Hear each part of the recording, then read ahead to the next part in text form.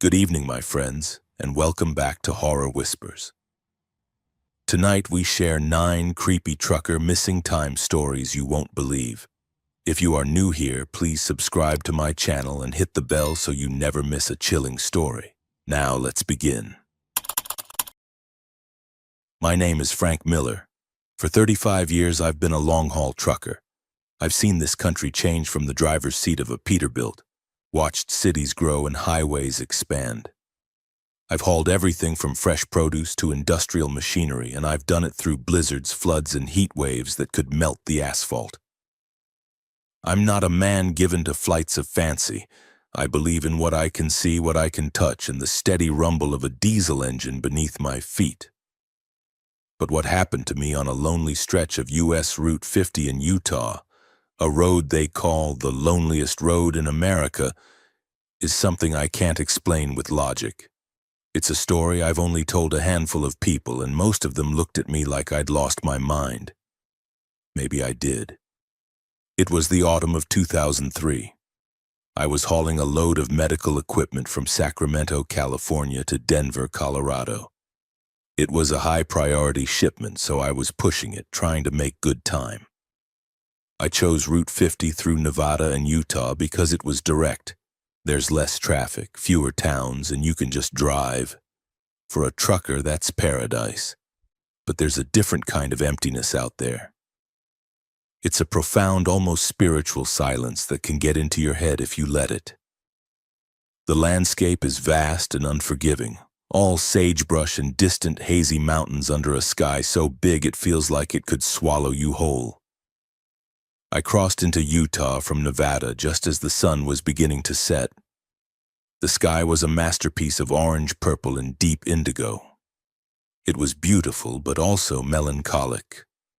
The loneliness of that road really starts to press in on you when the light fades. My only companions were the hum of my tires on the pavement and the crackle of the CB radio, which was mostly silent. I was listening to an old country music station out of Salt Lake City, the signal fading in and out. By about 10 p.m., I was deep into Utah. The last sign of civilization I'd seen was a gas station that looked like it had been closed since the 70s. The moon was a bright, full sliver, casting long, eerie shadows across the desert. The road stretched out before me like a black ribbon disappearing into the darkness. My dashboard lights cast a comforting green glow inside the cab. I had a full thermos of black coffee, a bag of sunflower seeds, and the steady rhythm of the road. Everything was normal. The first strange thing happened around 10:15 p.m. The country music on the radio didn't just fade out, it was cut off abruptly, replaced by a wall of static. Not the usual hiss of a weak signal, but a loud, aggressive, almost textured static. It sounded like 1,000 tiny insects buzzing right inside my speakers. I fiddled with the dial, scanning through the frequencies, nothing. Just that same deafening static on every single channel. AM, FM, it didn't matter. I even tried the weather band. Static, I figured it was some kind of atmospheric interference. The desert does strange things to radio waves. I turned the radio off, preferring the silence to that grating noise. The quiet that filled the cab was suddenly immense. The only sound was the low drone of my engine. It was then that I noticed the second strange thing. The air in the cab felt heavy, thick, and there was a low, almost subsonic hum that I could feel more than hear. It was a vibration in my teeth, in the bones of my skull. I checked my gauges. The engine was running perfectly. No strange vibrations from the truck itself. This was something else, something outside. I peered out into the darkness. The moon was still bright, but the landscape seemed to have lost its definition. The shadows were deeper. The sagebrush a uniform dark mass. It felt like I was driving through a tunnel, even though I was in the middle of a wide-open desert. The feeling of being watched began to creep up my spine. It's a common feeling for truckers on long, empty nights, but this was different. This was potent. It felt like there were eyes on me from every direction. I took a long sip of coffee, trying to shake it off. "You're just tired, Frank," I muttered to myself. "Too many miles, not enough sleep." But I wasn't tired. I was wide awake, my senses on high alert. The humming sensation intensified, and I started to feel a strange pressure in my ears, like when you're changing altitude in a plane. That's when I saw the light. It wasn't a car. It was a single brilliant point of white light, hovering motionless about 100 feet above the road, maybe half a mile ahead of me. It was perfectly still. It didn't flicker or waver. It was just there. My first thought was a helicopter, maybe law enforcement or a medical transport, though what they'd be doing out here in the middle of nowhere, I had no idea. But there was no sound of rotors. There was no sound at all except for the hum in my ears and the drone of my truck. I kept driving towards it, my speed steady at around 65 miles per hour. As I got closer, I could see it wasn't a helicopter. There was no body, no tail, no blades. It was just the light. A perfect sphere of intense white light, maybe the size of a small car. It didn't illuminate the ground beneath it. The light seemed contained within itself, not casting any beams or rays. The desert around it remained dark, bathed only in the pale light of the moon. My heart started to pound. This wasn't right. I've seen strange lights in the sky before, weather balloons, military flares, satellites. This was none of those. The sheer intensity and stillness of it were deeply unnatural. I reached for my CB radio, my hand trembling slightly. I switched it on and grabbed the mic. "Breaker 19, this is Roadhog," I said, my voice sounding tight and unfamiliar. "Anyone got a copy on Route 50, Utah? I've got a strange light out here." Over. The only response was that same violent static, even louder than before. It blasted from the speaker, making me wince. It was as if my transmission had angered it. I clicked the mic again. "Hello? Anyone on this channel?" Static, loud, angry, and absolute. I was now only a few hundred yards from the light. It was directly over the center line of the highway. I had a choice: stop or try to drive under it. Stopping in the middle of the highway felt like a bad idea. It felt like surrendering. I was a trucker. My job is to keep moving, so I kept my foot on the accelerator. As the front of my truck passed directly under the sphere, the world went completely silent. The hum in my ears stopped. The drone of my engine vanished. The vibration of the road disappeared. It was a total and complete sensory deprivation. It was the most profound silence I have ever experienced. It was the silence of a vacuum, the silence of space, and the light filled my entire windshield. It wasn't blinding, but it was all-encompassing, a pure, clean, sterile white. I felt a strange sense of peace wash over me, a calm detachment. All the fear, all the anxiety, it just evaporated. I remember thinking, "Oh, this is what it is." I don't know what it was, but in that moment it made perfect sense. The next thing I remember is the jolt. It was a violent, physical jolt, as if my truck had hit a massive pothole. My head snapped forward, then back against the headrest. The sound of the world came rushing back in a deafening roar. The engine was screaming, the tires were squealing, and the CB radio was emitting a high-pitched squeal that felt like a needle in my ear.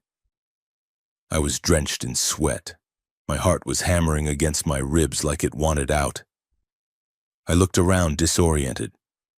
The cab was the same. The thermos of coffee was still in its holder. The bag of sunflower seeds was on the passenger seat. But the light was gone. I looked in my rearview mirrors. Nothing but the long, empty road stretching out behind me into the darkness.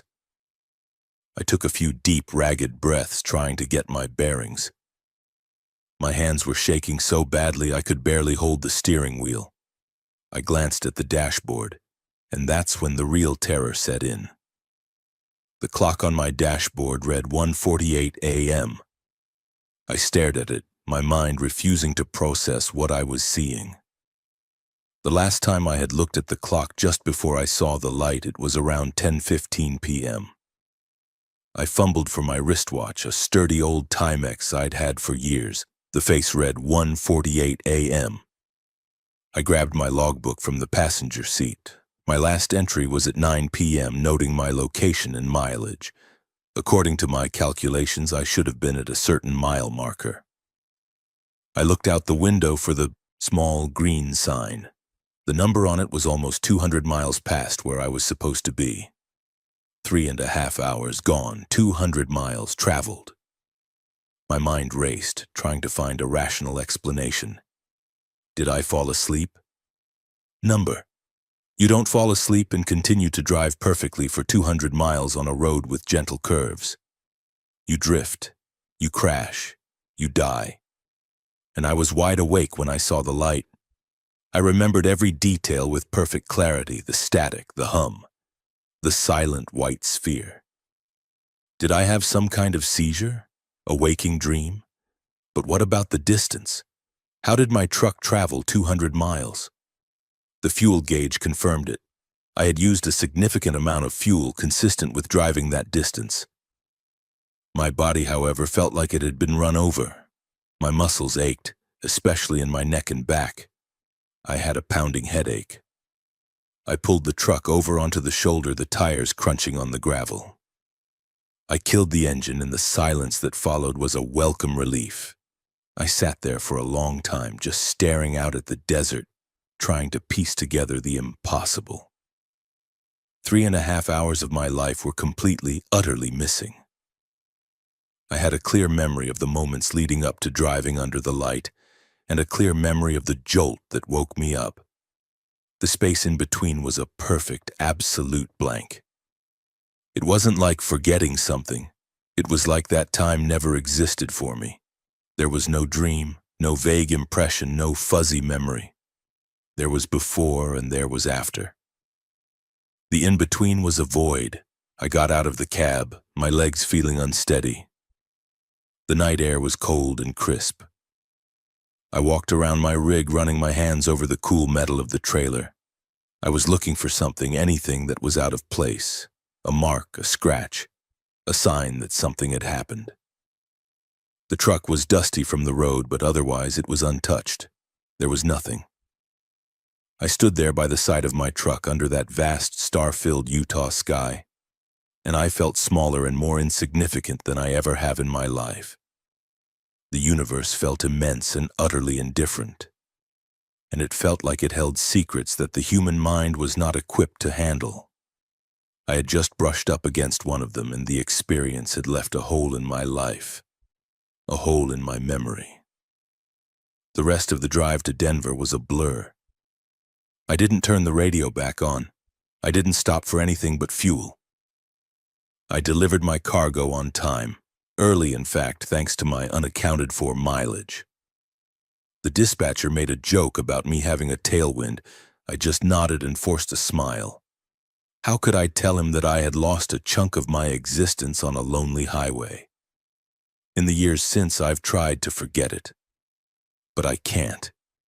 It comes back to me in quiet moments, the feeling of the hum, the sight of that silent, perfect light, the terrifying, jarring return to awareness. I've read about things like this. Other people, not just truckers, have reported similar experiences of missing time, often associated with strange lights in the sky. There are theories, of course. Alien abduction is the most popular one. Some people talk about temporal lobe seizures or micro-sleep episodes. But none of those explanations account for the 200 miles. None of them explain the shared details and stories from people who have never met. The static, the silence, the feeling of calm, the physical exhaustion afterward. I don't know what happened to me in that 3.5-hour void. Part of me is terrified to know. Was I taken somewhere? Was I studied? Was my mind simply erased? The not knowing is the worst part. It's a constant nagging question at the back of my mind. I still drive, it's the only life I know. But I'm different. I look at the sky with a sense of dread now. I avoid the loneliest road in America, and sometimes late at night when the road is dark and the radio is quiet, I can still feel that low hum in my teeth, and I wonder if it will ever come back for the rest of me. Did you enjoy this story? Tell me in the comments, and don't forget to like this video. And now, let's begin our next terrifying tale. My name is Samuel Jones, but everyone on the CB calls me Grizzly. I earned that name because I'm a big guy, 6'4", with shoulders wide as a barn door and a beard that hasn't seen a razor in 20 years. For the better part of 40 years, my life has been hauling timber and coal through the winding, treacherous roads of the Appalachian Mountains. These aren't just roads to me, they're veins running through an ancient living thing. I know every hairpin turn that tries to throw you into the void, every steep grade that tests your engine's will to live, and every hollow where the fog settles so thick you'd think you were driving through a glass of milk. The mountains have a personality, an ancient and brooding presence that predates any road or truck. The old folks, the ones with roots as deep as the oaks, they have stories. They say the mountains watch you.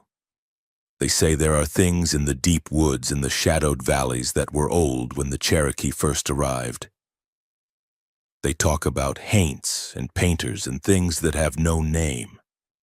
They say some parts of these hills are best left alone, especially after the sun goes down and the world belongs to them again. I used to think it was all just superstition, spooky stories told to keep children in line. I don't anymore. Not after what happened on a stretch of Route 23 in eastern Kentucky, a night that still feels like a splinter of ice lodged deep in my mind. This was back in the late winter of 1998. The air had that damp, bone-chilling cold that promises snow but only delivers a misery that seeps into your joints.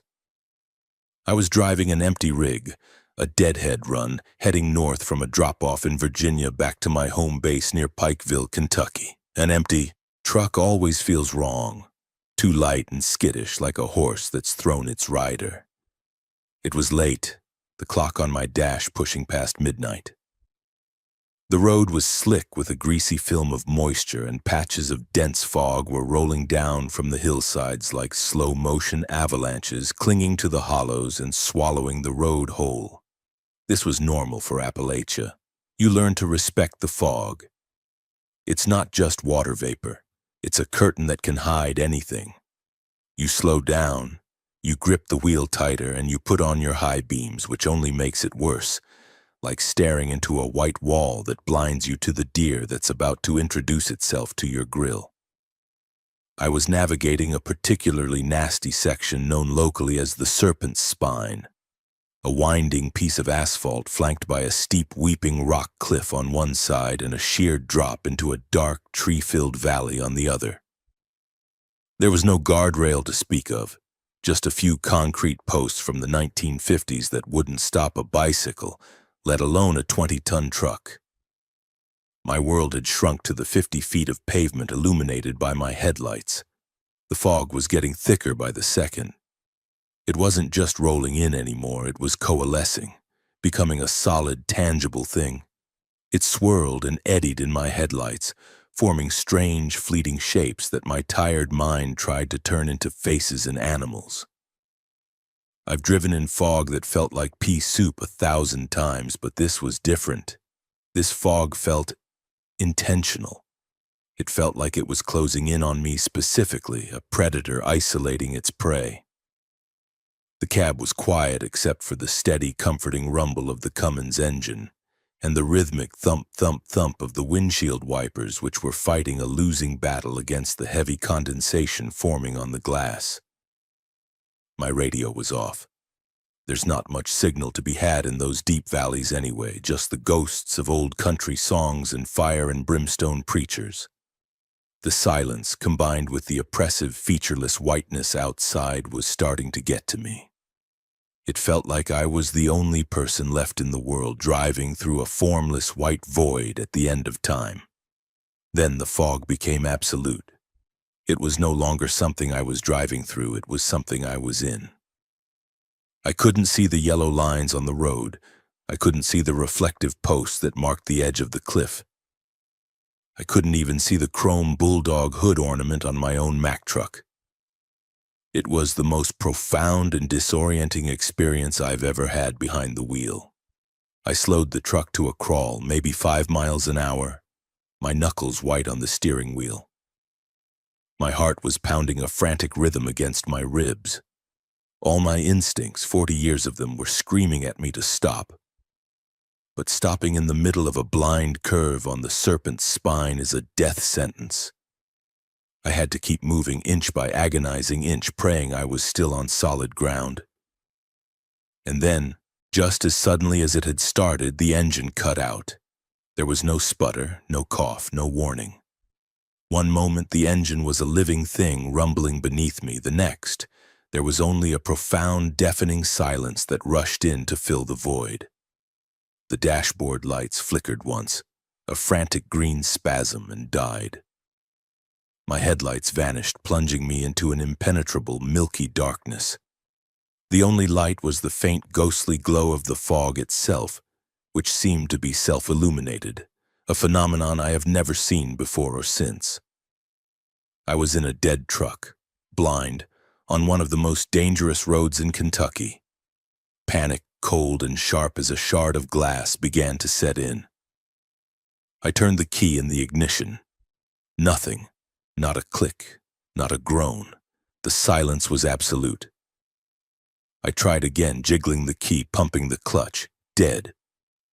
The battery was dead, which made no sense. It was a brand new, heavy-duty diehard I'd installed myself just a week prior, powerful enough to start a locomotive. I flicked the switch for the overhead light. Nothing.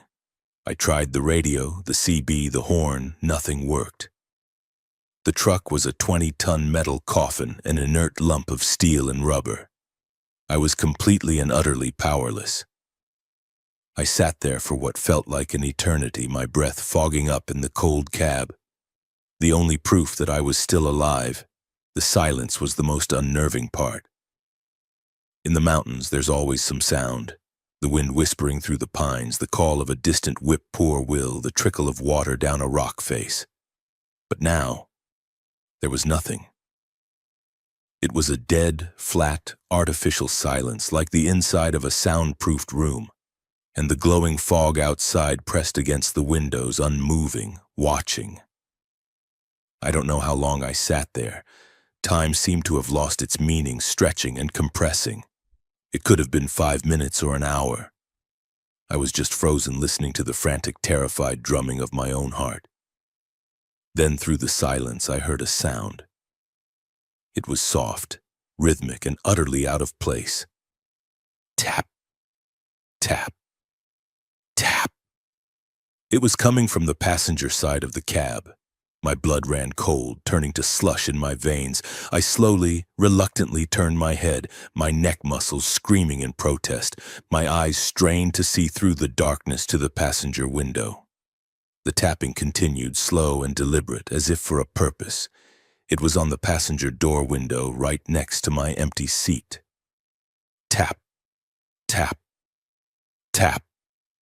My mind was screaming a high-pitched wail of pure panic. Who or what could possibly be out here? In this fog? On this road? My first rational thought was a tree branch blown by a wind I couldn't hear. But the sound was too precise, too rhythmic. It wasn't the random, scraping sound of a branch. It was a knock. Someone or something was knocking on my door. I didn't move, I didn't breathe. I just stared at the blackness of the passenger window, my mind replaying every ghost story and mountain legend my grandmother had ever told me. The stories of the haints that wander the old roads looking for a way in. The tales of strange creatures that live in the deep, dark woods. The tapping stopped. The silence that rushed back in was somehow even more terrifying. I waited, every muscle in my body tensed, coiled like a spring. Then I saw it. And the sight broke something inside me. A handprint.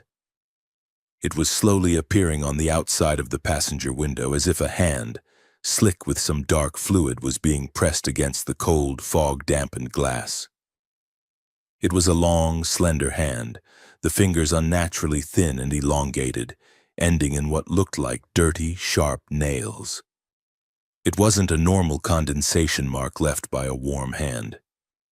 This print was dark, like it was made of grease or old oil, and it was forming from the outside in, the details emerging from the gloom.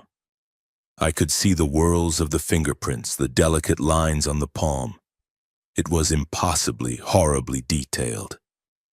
I let out a sound, a choked, strangled gasp of pure terror that was swallowed by the dead air.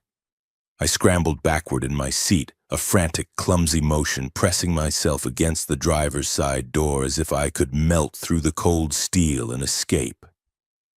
The handprint remained on the glass for a long moment, a perfect dark silhouette against the eerie, glowing fog, a calling card from a nightmare.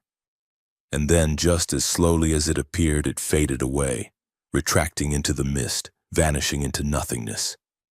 The moment the handprint was gone, my truck roared back to life with the violence of a resurrection. The dashboard lights flared, blinding me. The headlights cut a brilliant, clear path through the night. The radio blasted on at full volume, tuned to a static-filled station that shrieked and hissed. The sudden, deafening explosion of light and sound was so shocking that I yelled out, a raw, primal scream. The engine was running, the heaters were blowing hot air, everything was normal, except the fog was gone. Not thinning, not rolling away. It was just gone. 1 second it was an impenetrable wall. The next, the sky was a canvas of perfect crystalline black filled with a billion sharp, cold stars. The moon, nearly full, cast a serene silver light over the valley, revealing every tree, every rock, every inch of the road I had been so blind to moments before. It was as if the fog had been a curtain and someone had just ripped it away. I sat there, shaking violently, for a full minute. My mind couldn't reconcile the two realities, the suffocating, silent, glowing fog and this crystal-clear, peaceful night. I cautiously leaned over and looked at the passenger window. It was clean. There was no print, no smudge, no oily residue, no trace of the hand that had been there just moments before. It was as if it had never happened, but it had. I knew it had. My first and only instinct was to get out of there as fast as my truck could go. I slammed the gear shift into drive and stomped on the accelerator. The tires squealed in protest as I rocketed away from that cursed spot. I drove the rest of the way home in a state of high alert, my eyes darting to the rearview mirror every few seconds, half expecting to see that thick, white, malevolent fog closing in behind me. When I finally pulled into my own driveway, the familiar sight of my house a beacon of sanity, I looked at the clock on my dashboard. It read 4:15 a.m. I checked my old Timex watch. 4:15 a.m. That couldn't be right. My mind struggled with the math. When my truck had died, it was just after midnight. I had been on that stretch of road for, at most, an hour in my perception. I had sat in the dark, paralyzed with terror for what felt like maybe 30 or 40 minutes. But the clocks, the impartial, unforgiving clocks, insisted that nearly 4 hours had passed. 4 hours, where had they gone? I had no memory of them. My memory was a straight, unbroken line, driving into the fog, the truck dying, the silence, the tapping, the handprint, and then the sudden, violent return of everything. There was no gap in my perception, no feeling of having slept. But the world had moved on by 4 hours without me. I've tried to rationalize it. God knows I've tried. Maybe I fell asleep and had a vivid nightmare, a sleep paralysis event where you're awake but can't move. But that doesn't explain the dead truck, the electronics all failing at once and then coming back to life simultaneously. It doesn't explain the impossible, instantaneous disappearance of the fog, and most of all, it doesn't explain the time. I checked my fuel gauge. It was exactly where it should be for the distance I'd traveled. I hadn't driven anywhere. I had just sat for 4 hours, in a state of non-existence, a bubble of time where something else was in control. I've never told my wife, Martha, the full story. I just said I ran into some thick fog and had to pull over for a while, that I must have dozed off. How do you tell the person you love that you think you met something in the mountains, something ancient and terrifying that lives in the fog and knocks on the windows of stranded travelers? How do you explain that it took 4 hours of your life and left nothing but the memory of a handprint on a window and a cold spot in your soul that will never be warm again? I still drive those roads. It's my job. It's my life. But I don't drive them at night anymore if I can help it. And whenever I see the fog starting to roll down from the hills, I feel a cold knot of dread tighten in my stomach. I pull over to the nearest diner or truck stop and I wait. I don't care how late it makes me. I will not drive into the fog. Because I know what's in there. Or rather, I know that something is in there. And I have no desire to find out what happens if it decides to take more than just my time. My name is Carlos Ramirez. I'm what they call a new school trucker. I started driving in 2010 and I embraced the lifestyle with a modern toolkit. My rig is a state-of-the-art Kenworth T680, more like a mobile command center than the rusty beasts the old-timers romanticize. It has all the bells and whistles, a multi-screen GPS that predicts traffic I'll never see out here, satellite radio with 1,000 channels, a mini-fridge stocked with energy drinks, even a small flat-screen TV for my downtime. I'm used to being connected. My phone is my lifeline to my family in San Diego, and the internet keeps me from going stir-crazy on these long, lonely hauls. I'm a man of technology. I believe in signals, data, and the predictable, beautiful logic of machines. A problem has a cause and an effect has a source. So when I tell you what happened to me on a dead silent stretch of US 95 in Nevada, you have to understand how deeply it shook my belief in that predictable world. It wasn't a ghost or a monster from some campfire tale. It was something far more insidious, far more terrifying in its cold precision. It was a signal. It was July of 2018, the absolute height of a brutal summer.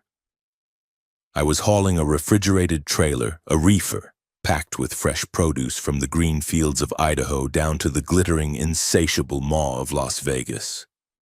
The sun was a relentless hammer, beating down on the asphalt and creating shimmering heat hazes that made the distant mountains look like they were floating on a silver lake. US 95 is a long, lonely road that cuts right through the heart of the Nevada desert.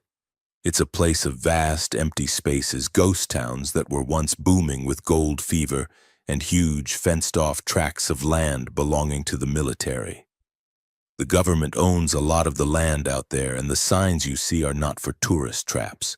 They're stark, block-lettered warnings for places like the Nevada Test Site and Creech Air Force Base, home of the drone pilots.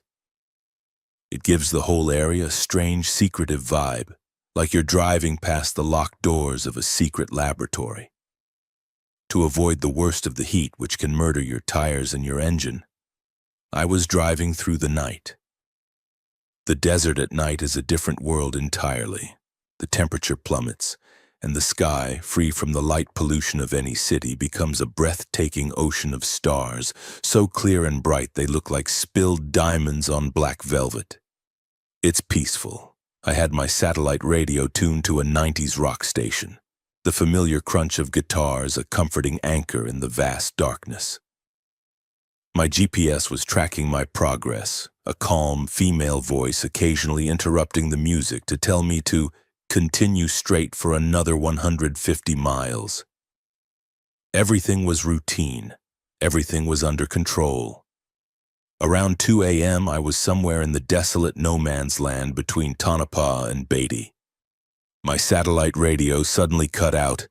The music vanished, replaced by a profound silence. A message on the screen read, "Acquiring signal." That's not unusual in remote areas.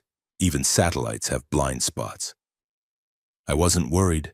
I switched over to the regular FM radio, expecting to find nothing but the hiss and crackle of static.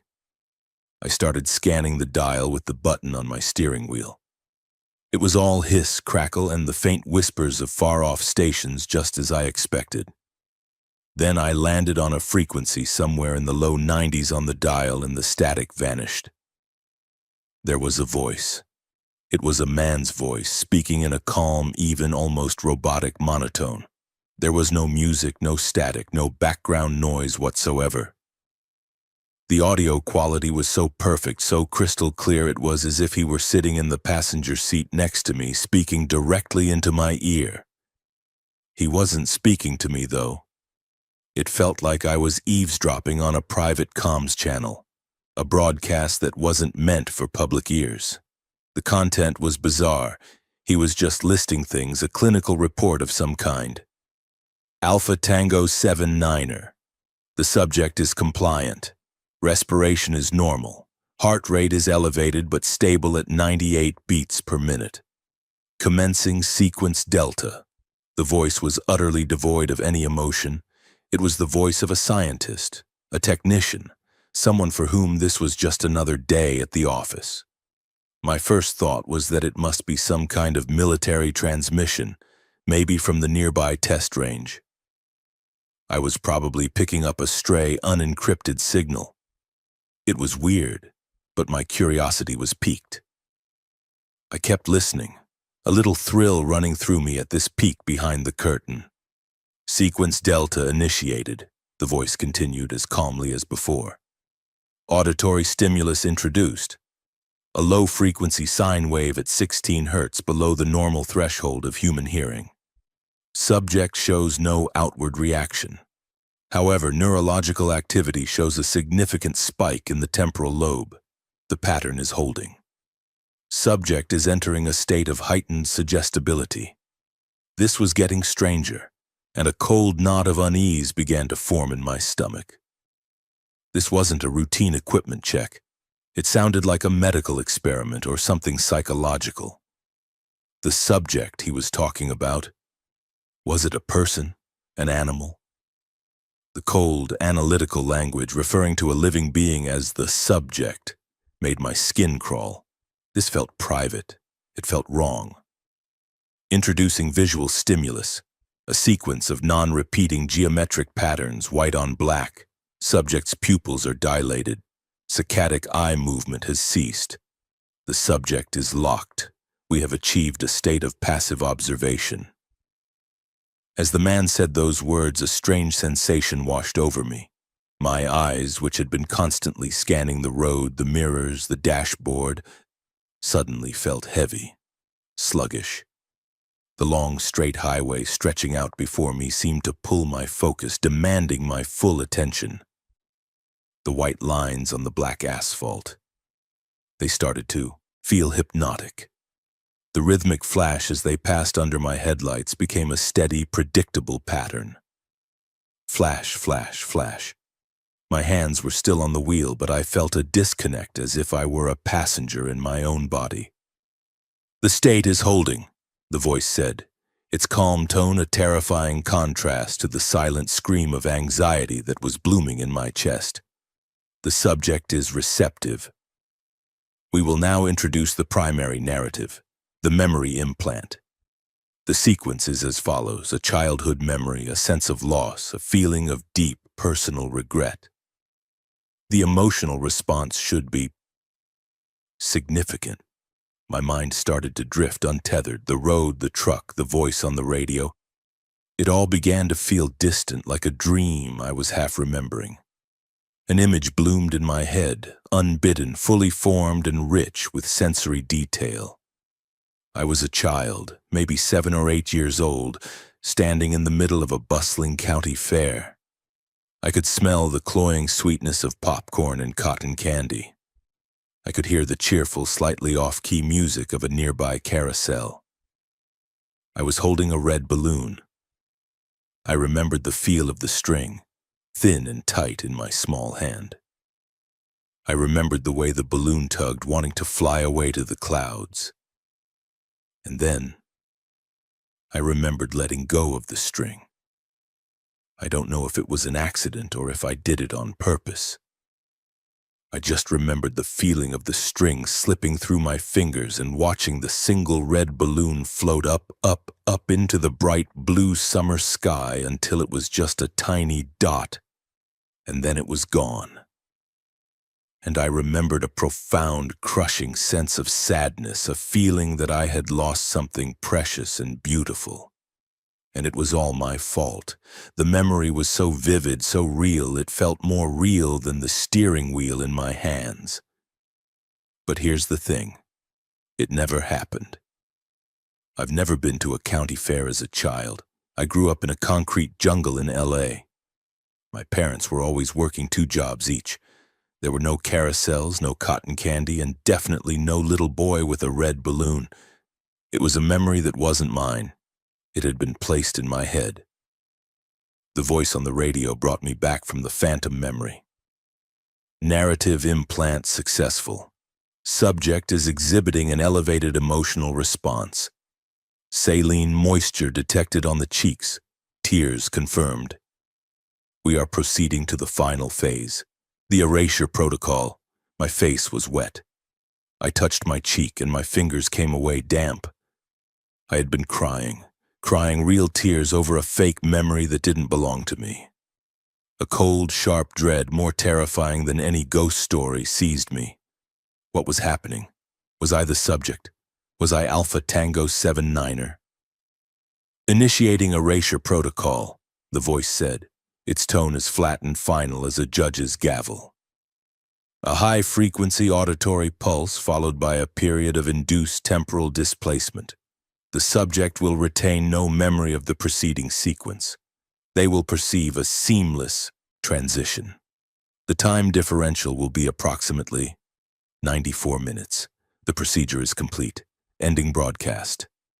The moment he said ending broadcast, the radio cut to absolute profound silence. No hiss, no static, just dead, empty air. I blinked. The cab of my truck seemed to snap back into focus with a jarring lurch. The green glow of the dashboard, the solid feel of the steering wheel in my hands, the low rumble of the engine. I felt groggy, deeply confused, like waking up from a powerful, dreamless sleep. I looked at the road. It was still the same long, dark stretch of US 95, but something was wrong. The sky in my rearview mirror was no longer pure black. There was a faint grayish-purple glow on the eastern horizon. Sunrise was coming. I glanced at the clock on my dashboard. It read 3:37 a.m. My blood turned to ice. That was impossible. The last time I had looked at the clock when the satellite radio first cut out, it was just after 2 a.m. The broadcast I'd listened to, the entire surreal experience, couldn't have lasted more than 5 or 10 minutes in my perception. But the clock said that nearly an hour and a half had passed, 94 minutes to be precise. The time differential will be approximately 94 minutes. The voice's words echoed in my head, a chilling prophecy that had come true. I grabbed my phone. The time was 3:37 a.m. I frantically opened my GPS log. It showed my truck had traveled over 100 miles since 2:03 a.m., moving at a near perfectly constant speed. I had no memory of driving that distance. My last clear memory was of the voice on the radio talking about a narrative implant. Then, nothing. A perfect, seamless blank. A hole in my mind exactly 94 minutes long. I had been driving on autopilot, my body performing the complex task of operating an 80,000-pound vehicle on a public highway while my mind was somewhere else. Being hijacked, being fed a false memory, being studied and then being erased. I pulled over onto the gravel shoulder, my hands shaking so uncontrollably I could barely steer. I tried to find the radio station again, frantically spinning the dial, desperate for any proof. There was nothing there, just static. It was gone, as if it had never existed. I sat in my truck on the side of a Nevada highway watching the sun begin to rise, and I felt like a piece of hardware that had just been remotely accessed, reprogrammed, and wiped clean. The experience was so clean, so clinical, so terrifyingly efficient. This wasn't a paranormal event. It didn't feel ancient or spiritual. It felt technological. It felt like I had accidentally tuned into the operational frequency of something deeply secret and highly advanced. Something that uses the empty spaces of the desert as its private laboratory. Was it the military? Some clandestine government agency practicing psychological warfare techniques? I have no proof. All I have is 94-minute hole in my life and the phantom memory of a lost red balloon that still, to this day, can make me feel a sudden, inexplicable pang of sadness. I don't talk about this. Who would I tell? It sounds like a science fiction movie, the ramblings of a sleep-deprived trucker. But I know what I heard, and I know what I felt. I'm a man of technology, and I believe I experienced a technology that is not meant for public knowledge. Sometimes I wonder, what was the purpose? Was I just a random target, a subject of opportunity, or was it a test? And the most chilling question of all, the one that keeps me awake on long, quiet nights. Was it the first time? How many other 94-minute gaps are there in my life that I don't know about? All neatly patched over, leaving me with nothing but a seamless transition. I keep driving, but I don't trust the silence anymore. And I never ever scan the radio dial in the desert. I'm afraid of what I might find, or what might find me again. My name is Ben Carter. I've been driving trucks for about 15 years, mostly up and down the R5 corridor, the main artery of the West Coast. I haul everything from fragrant lumber out of the misty forests of Oregon to pallets of delicate electronics heading for the glittering heart of Silicon Valley. I'm a night driver by choice. I like the profound quiet, the wide open roads, and the feeling of the world being asleep while I'm out there working. A silent guardian of the nation's commerce. I've seen my share of strange things on the road after midnight.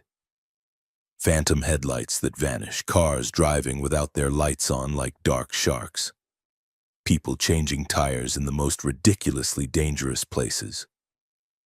The occasional meteor streaking across the sky like a tear in the fabric of night.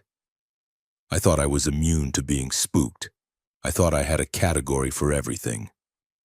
But the thing I saw in the mountains of southern Oregon wasn't just strange, it was impossible. And it took an hour of my life with it, leaving a hole I can still feel. This happened in November of 2011. The air was getting that sharp, cold edge that promises winter.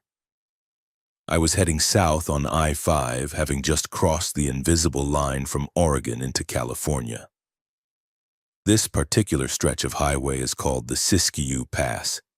It's a beautiful but demanding drive, a serpent of asphalt that climbs up to over 4,000 feet before descending again. The road is steep and full of long, sweeping curves, winding through dense forests of pine and fir that crowd right up to the shoulder, their branches like dark fingers reaching for the road. In late autumn, it gets cold and the weather can turn on you in a heartbeat, from clear skies to a blinding snowstorm in the space of a few miles. It was about 1 a.m. The road was quiet, a lonely river of asphalt with only a few other trucks for company, their distant lights like fellow ships in a vast, dark ocean. The sky was covered with a thick blanket of clouds, so there was no moon and no stars. The darkness in the forest on either side of the highway was absolute, a solid, impenetrable blackness. It was like driving through a canyon carved out of night itself. My headlights cut a tunnel of focused light through the darkness, and I was in the zone, focused on the road, keeping a steady hand on the wheel as I navigated the long downward grade into California. I was coming around a long sweeping curve to the left when my headlights caught something on the shoulder of the road ahead. My first thought, the automatic response of any trucker in these parts, was a deer, or maybe an elk. They're common in that area, and they're a constant deadly hazard. I eased my foot off the accelerator, my boot hovering over the brake, ready to react. But as I got closer, the shape resolved itself, and I realized it wasn't an animal. It was a person. They were just standing there on the gravel shoulder, less than 10 feet from the fast lane, a place no sane person would ever stand. They were tall and rail-thin, and they were wearing dark, ragged clothing that seemed to hang off their frame like a scarecrow's rags. But what struck me as incredibly fundamentally odd was their posture. They were standing perfectly, unnaturally still, not shifting their weight, not looking around, not reacting to the roar of my approaching 80,000-pound vehicle.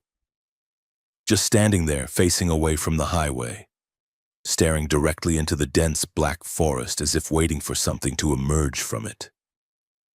"What in the world?" I muttered to myself, the words barely a whisper in the quiet cab.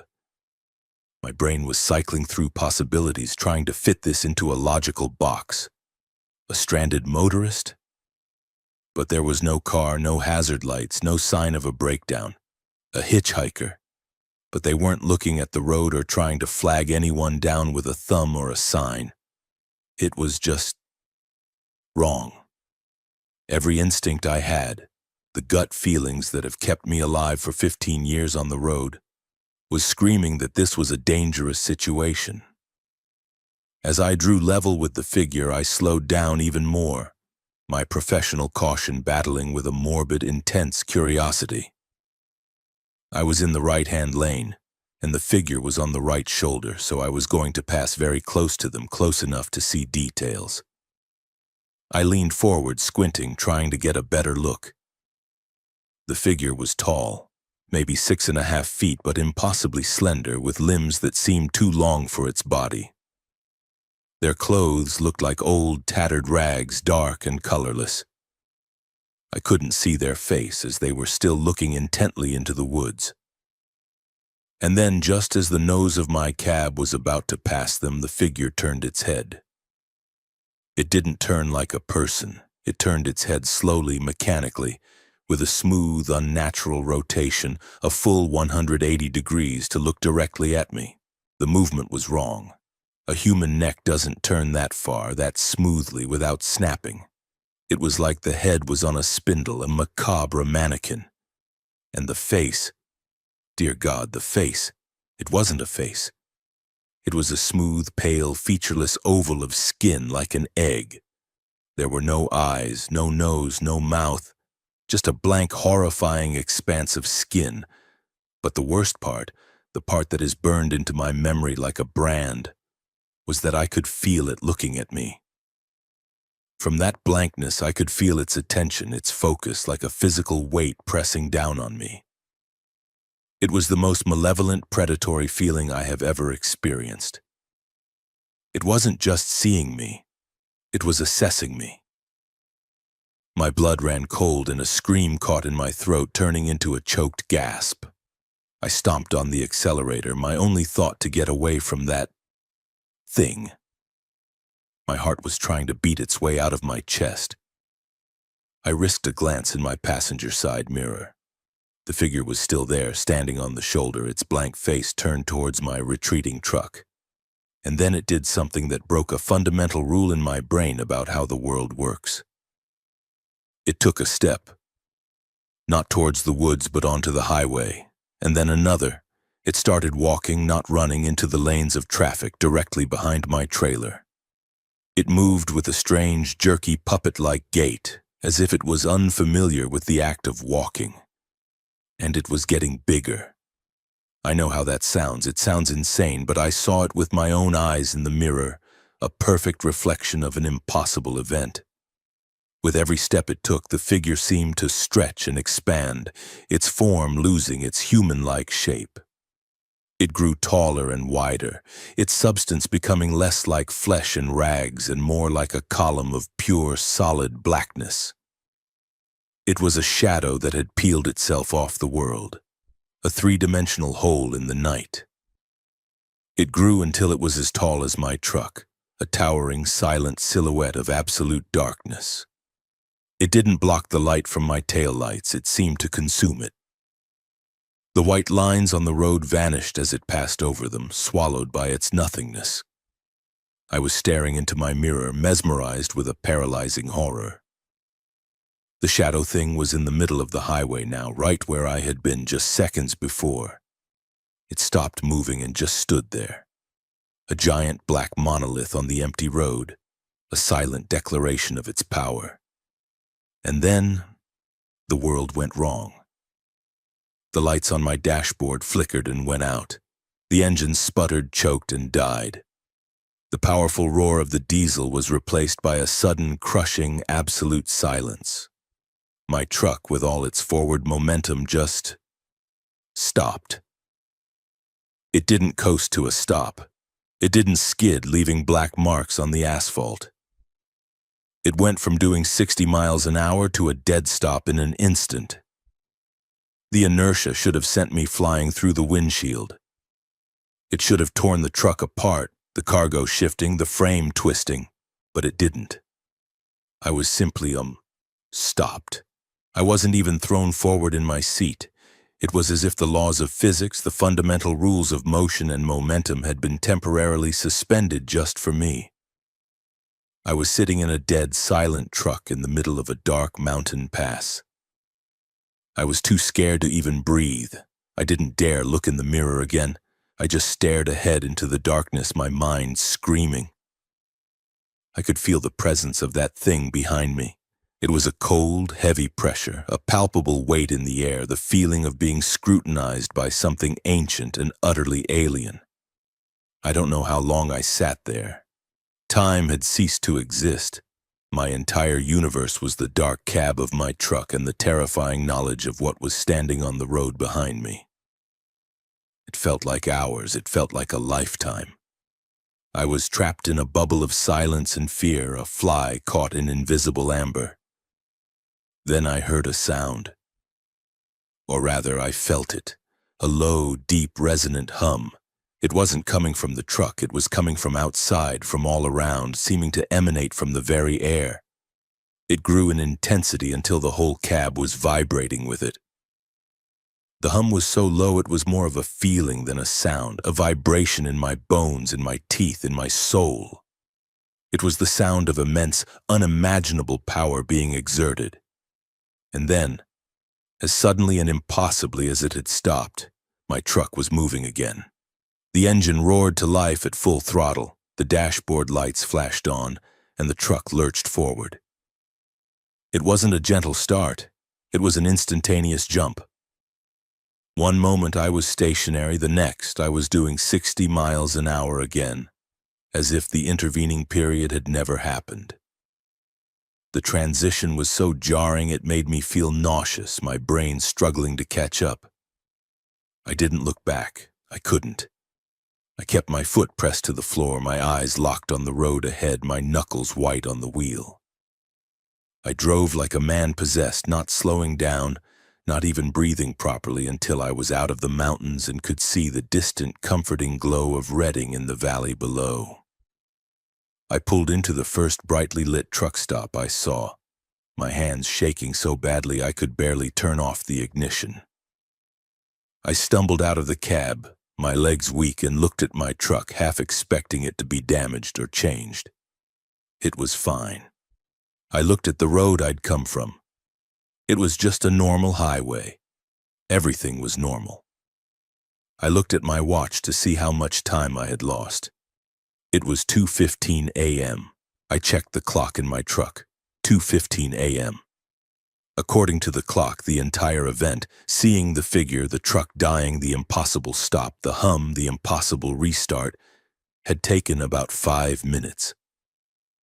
But that didn't feel right. The time I had spent frozen in my cab in that absolute silence and terror felt so much longer. I shook my head, trying to clear it. Maybe it was just fear stretching out the seconds into minutes. It wasn't until I was fueling up, the smell of diesel, a comforting dose of reality, that I realized the truth. My satellite radio, which I always have on, was playing a specific political talk show that I listen to every night. The show starts at 2 a.m.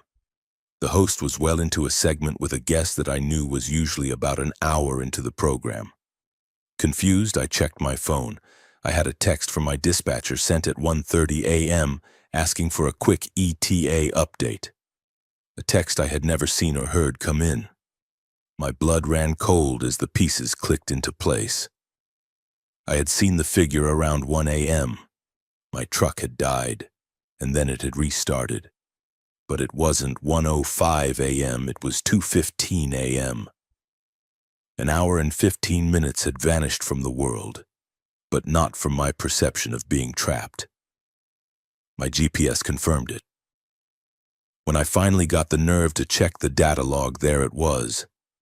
A 1 hour and 15-minute gap in the data. A period where my truck was recorded as being completely stationary on the Siskiyou Pass, at coordinates that put me right in the middle of that long, sweeping curve. What happened in that hour? I was conscious. I was awake. I was terrified. But my memory of it is just a long, stretched-out moment of silent fear. It's like my brain recorded only the first few minutes and the last few minutes of the experience, and the hour in between is just gone. A blank tape. A section of my life that was overwritten by a low, vibrating hum. I believe that thing on the road, that shadow that grew from a man, did something to me. It didn't just stop my truck, it stopped me. It held me in a bubble of time outside the normal flow of the world and examined me. I don't know what it was. A local legend the old loggers whisper about? A creature from another dimension that sometimes bleeds through? I have no category for it.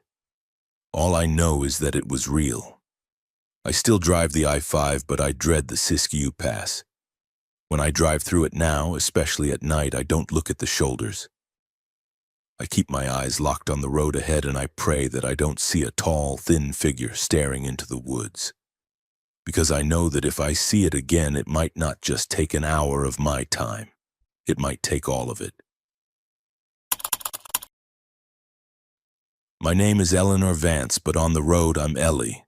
I've been driving for about 8 years now, a second career I chose for myself. I got into it after my kids were grown and had lives of their own. The house got too quiet, and I found I wasn't built for stillness. I love the solitude of the open road, the quiet hum of the engine, the sense of independence, and seeing the vast, beautiful tapestry of this country unfold through my windshield. I mostly do cross-country runs hauling dry goods from coast to coast in my meticulously maintained Freightliner. I'm a cautious driver, maybe more so than some of the old-timers who treat the rules of the road as mere suggestions. I don't push my hours, I always do. My pre-trip inspections with a checklist. I don't mess around with bad weather. If the forecast is ugly, I find a safe place to park. I'm sensible, practical. My logbook is always perfect, which is why what happened to me in Kansas is so hard to talk about, even to myself. It wasn't scary in a jump-out-at-you kind of way. There was no monster, no ghost in the mirror.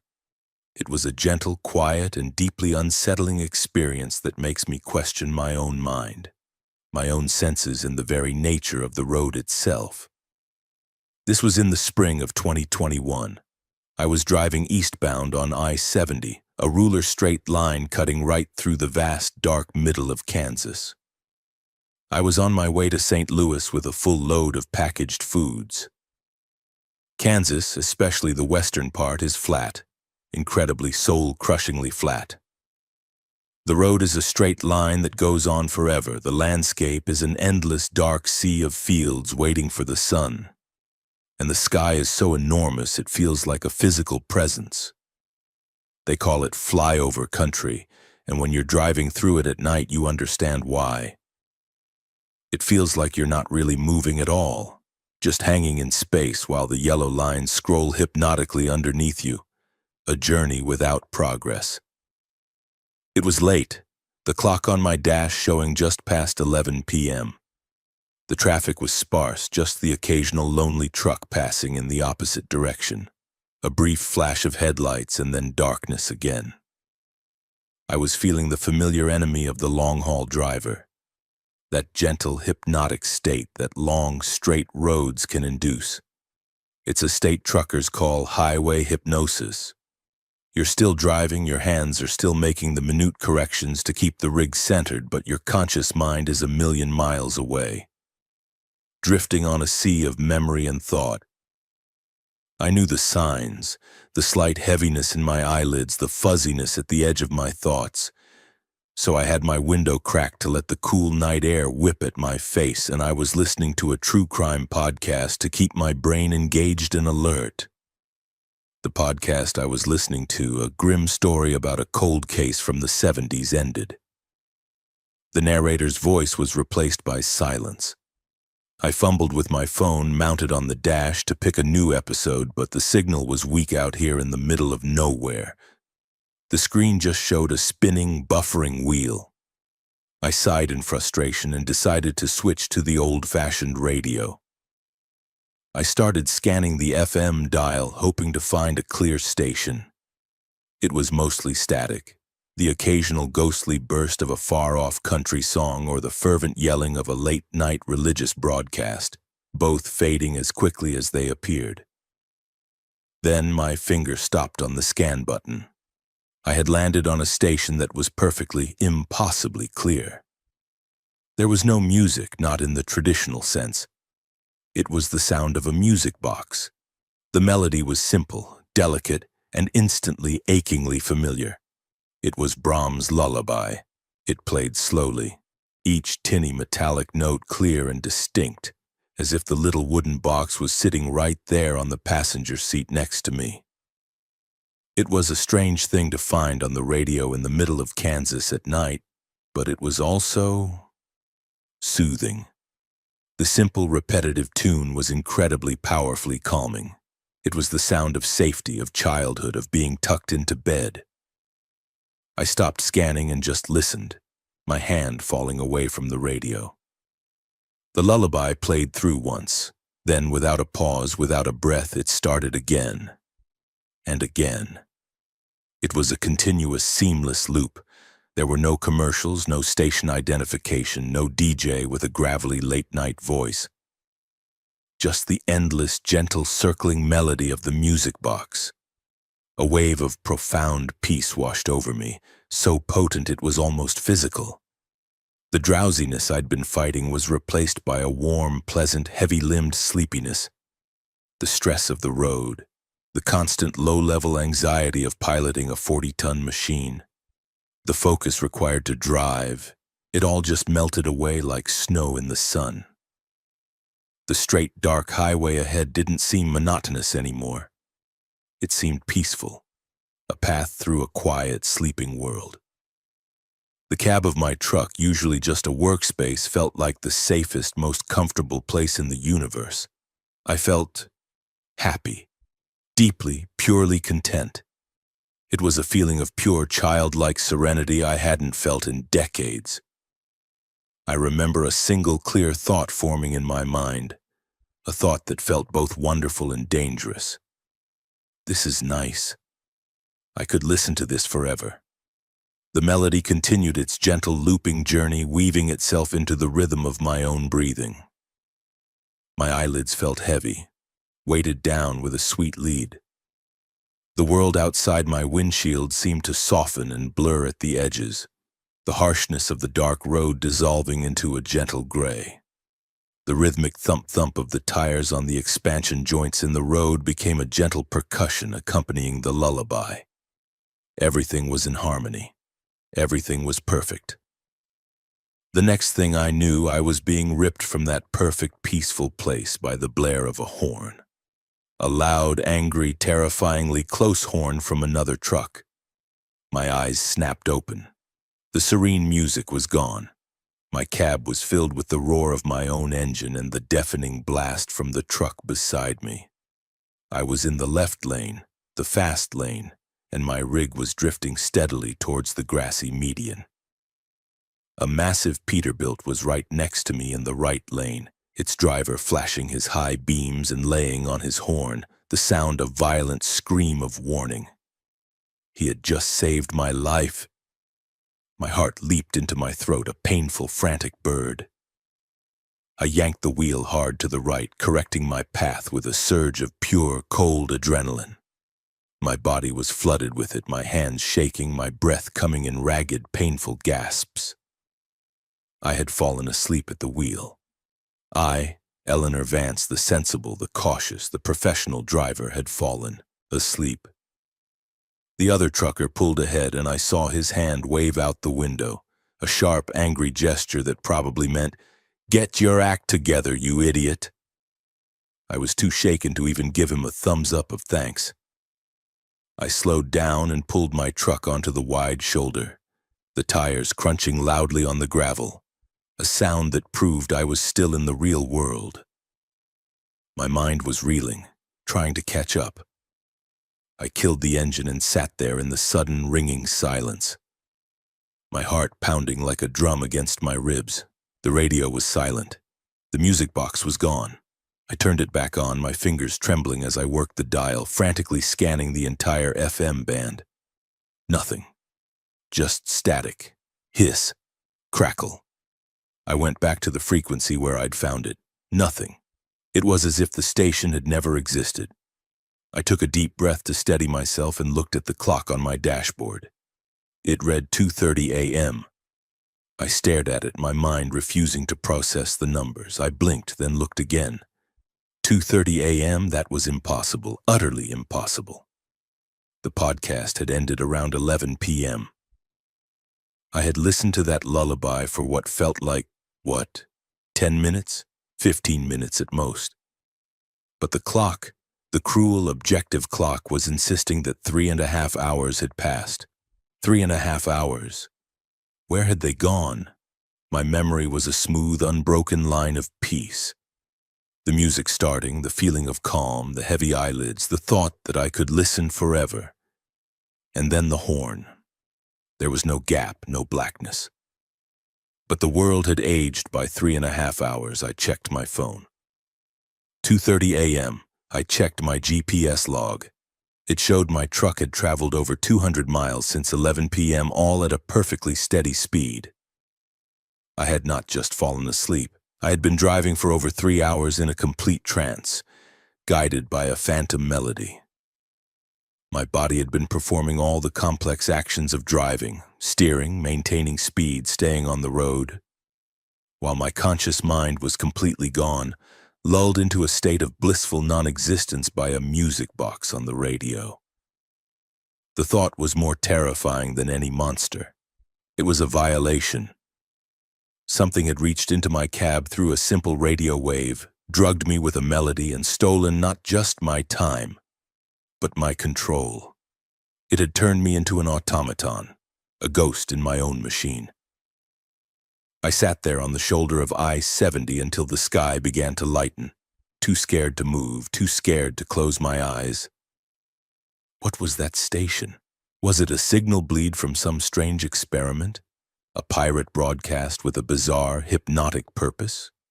Or was it something else, something that the road itself generates in those long, lonely stretches, a siren song for weary travelers promising peace but delivering danger? I never found an answer. I never heard it again. But the experience left a permanent scar on my confidence. Now, when I drive at night and feel that familiar drowsiness, a cold spike of fear goes through me. I immediately turn off the radio. I open the window all the way, letting the cold air blast me. I drink coffee until my hands shake. Because I know that the most dangerous things on the road aren't the tired drivers or the bad weather. They're the quiet things, the gentle things, the things that promise you peace. And I know that somewhere out there in the vast, empty heart of the country, a lullaby is playing on a dead channel. waiting for another tired driver to tune in. My name is David Chen. I'm a second-generation trucker taught the trade by my father, who drove the same sun-baked routes for 40 years before me. He taught me how to read the road, how to listen to the engine, and how to respect the sheer physics of 80,000 pounds in motion. I specialize in oversized loads, the big, awkward, challenging stuff that requires pilot cars and meticulous mile-by-mile planning. I've hauled wind turbine blades that looked like dinosaur bones, prefabricated houses that became someone's dream home, and massive, gleaming industrial machinery that was the heart of a new factory. Because of this, I'm used to scrutiny. I'm used to being watched. On every run, I'm the center of a small, mobile universe of attention. I'm watched by highway patrol, by my pilot car drivers who are my eyes and ears, and by the curious onlookers who pull over to gawk at the sheer scale of my cargo.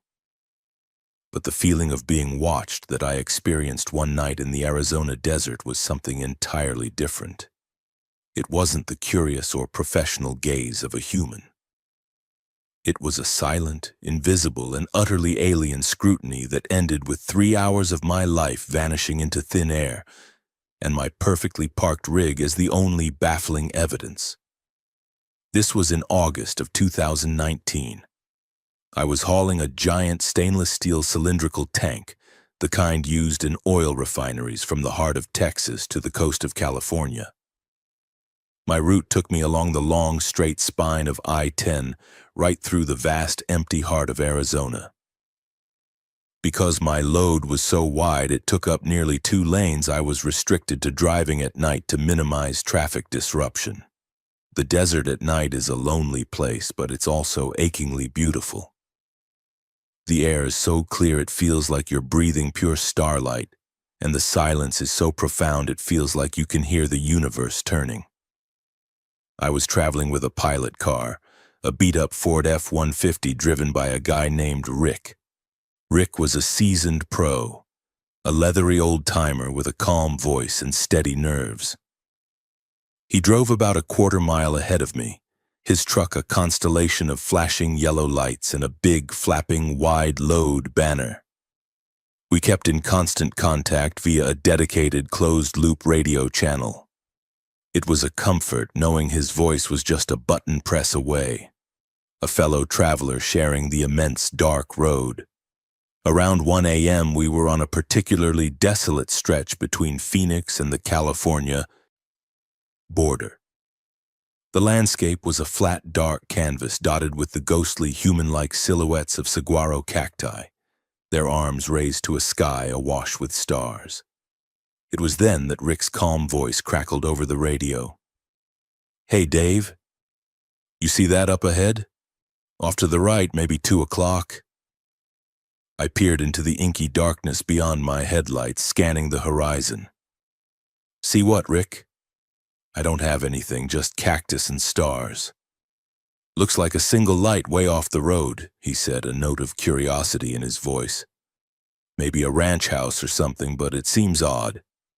There's nothing on the map out here for 50 miles in any direction." I scanned the horizon again, but saw nothing. The massive tank on my trailer blocked a good portion of my view.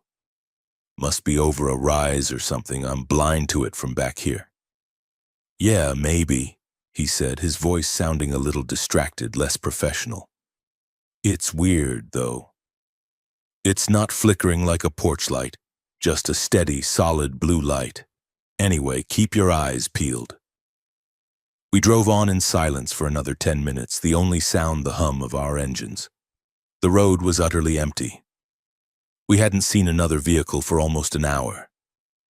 Then Rick's voice came over the radio again. But this time the calm was gone. It was tight, strained. "Dave, the light's gone. And my truck. Something's wrong with the electronics. My dash is flickering like a damn Christmas tree." Before I could even formulate a response, my own truck began to act up. The brightly lit digital display on my dashboard, which shows my speed, RPM, and critical engine diagnostics, suddenly went blank. A moment later it flashed back on, but it was a chaotic mess, displaying a random jumble of Cyrillic characters, numbers, and bizarre symbols like a computer having a stroke. The engine didn't falter, but all my gauges, fuel, temperature, air pressure, were dead. "Same here, Rick," I said into my mic, my own voice tighter than I wanted. My whole dash just freaked out. Must be some kind of powerful magnetic interference from a military base or something. "This is more than that," he said, his voice now laced with genuine undisguised fear. "My engine it feels sluggish. It feels like I'm driving through water, and the air. Do you feel that?" I did. A low, intense vibration had filled the cab. It wasn't a sound, it was a physical pressure that seemed to press in from all sides, making the fillings in my teeth ache and my vision swim at the edges. It felt like the air itself was buzzing with a powerful, invisible energy. "I feel it," I managed to say, my throat suddenly dry. "What the hell is going on?" Rick's reply was cut off by a burst of harsh, shredding static. "Can't copy. It's right." The radio went dead, replaced by a loud, empty hiss. "Rick! Rick, come in!" I yelled into the mic, smashing the transmit button. Nothing but static. I was now completely alone. My gauges were dead, my radio was out, and the pilot car that was my lifeline had vanished into the darkness ahead. The vibration intensified, and a strange, sharp, metallic smell like ozone after a lightning strike filled the cab. Panic, cold and sharp, was starting to bubble up in my chest. I focused on the road, on the two pools of light from my headlamps, the only sane things in a world that had suddenly gone mad. I remember coming up on a gentle rise in the road.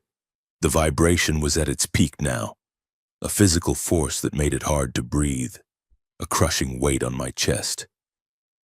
The ozone smell was overpowering, burning my nostrils.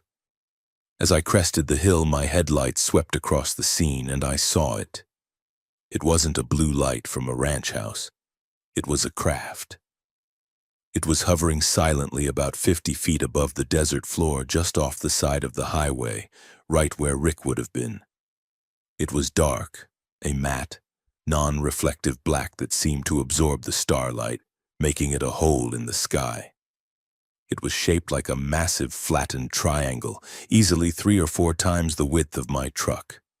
There were no windows, no seams, no rivets, no lights, except for a soft, slowly pulsing blue glow emanating from a circular port on its underside.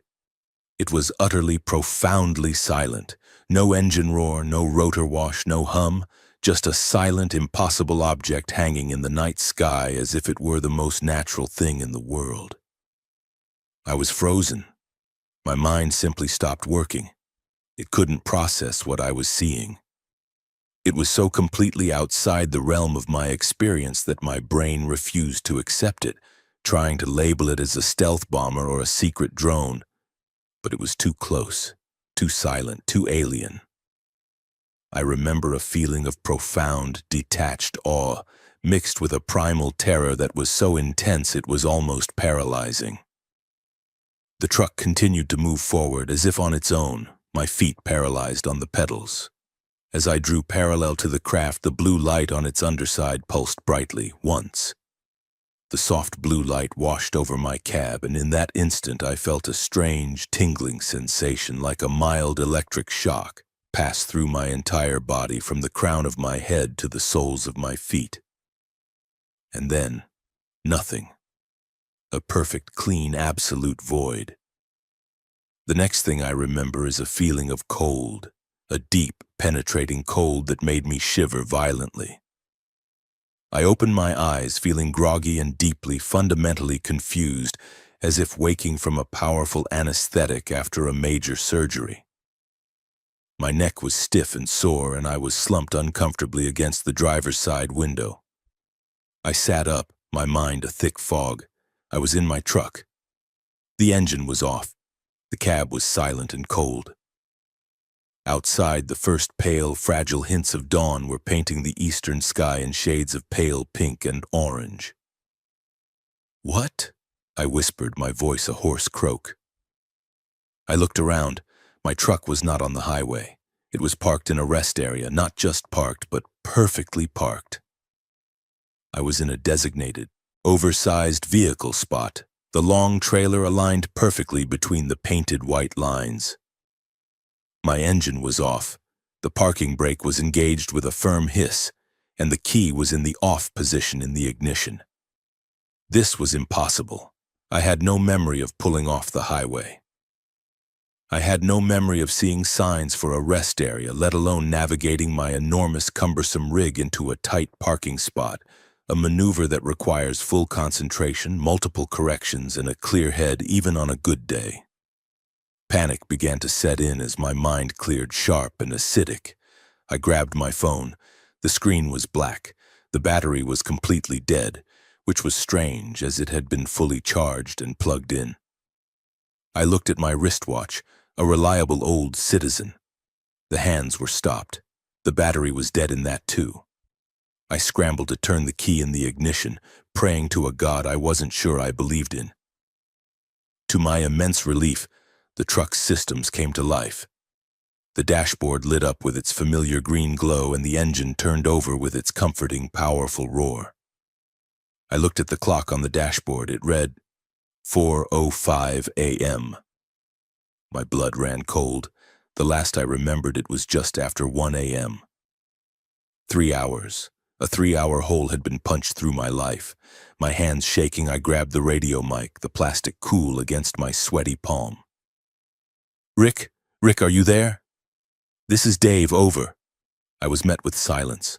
My heart sank. I tried again, my voice cracking with desperation. Rick, please, if you can hear me, answer me.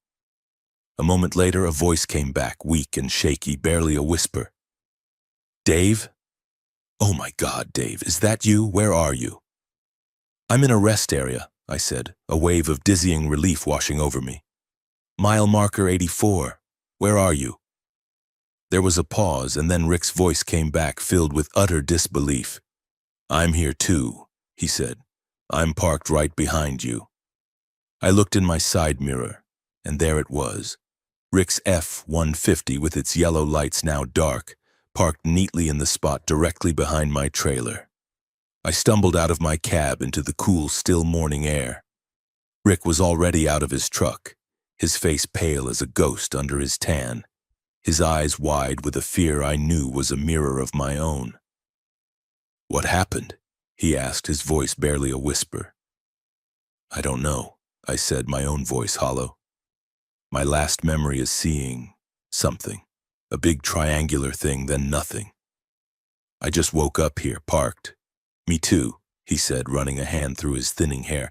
I saw the blue light get bright and then I was here. Woke up a few minutes ago, my truck was off. My phone is dead, my watch stopped. We stood there in the quiet Arizona dawn, two experienced professional drivers completely baffled and terrified into silence. We had both lost the same 3 hours. We had both woken up in the same place, our vehicles parked with a precision neither of us could have managed in a daze, with no memory of how we got there. It was a shared blackout, a synchronized theft of time. We checked our trucks from top to bottom. There were no marks, no damage, nothing out of place. They were just parked. We checked our logbooks. The last entry for both of us was at 1 a.m. The next entry would have to show a 3-hour stationary period that neither of us could account for. How do you explain that to the Department of Transportation? Sorry, officer, I think we were abducted by aliens and they were kind enough to park our vehicles legally. We never filed a report. We never told our company. We agreed on a lie about a sudden severe migraine that forced me to pull over. We finished the job, delivered the tank to California, and parted ways with a quiet, knowing look that spoke volumes more than words ever could. We didn't talk about it again. What was there to say? But I can't forget it. I can't forget the silent, impossible, triangular craft, the feeling of that buzzing energy, and the terrifying absolute blankness of those 3 hours. The most unsettling part is the precision of it all. We weren't just dumped on the side of the road. We were taken, and then we were returned. Our trucks were driven, parked with care, and shut down. It was deliberate, it was clean. It was like we were specimens in an experiment that had been carefully concluded, the lab equipment neatly put away afterward. I still drive, but I no longer feel like I'm in control. I feel like I'm just borrowing the road and borrowing my time from something else that's out there watching from the silent, dark spaces of the desert.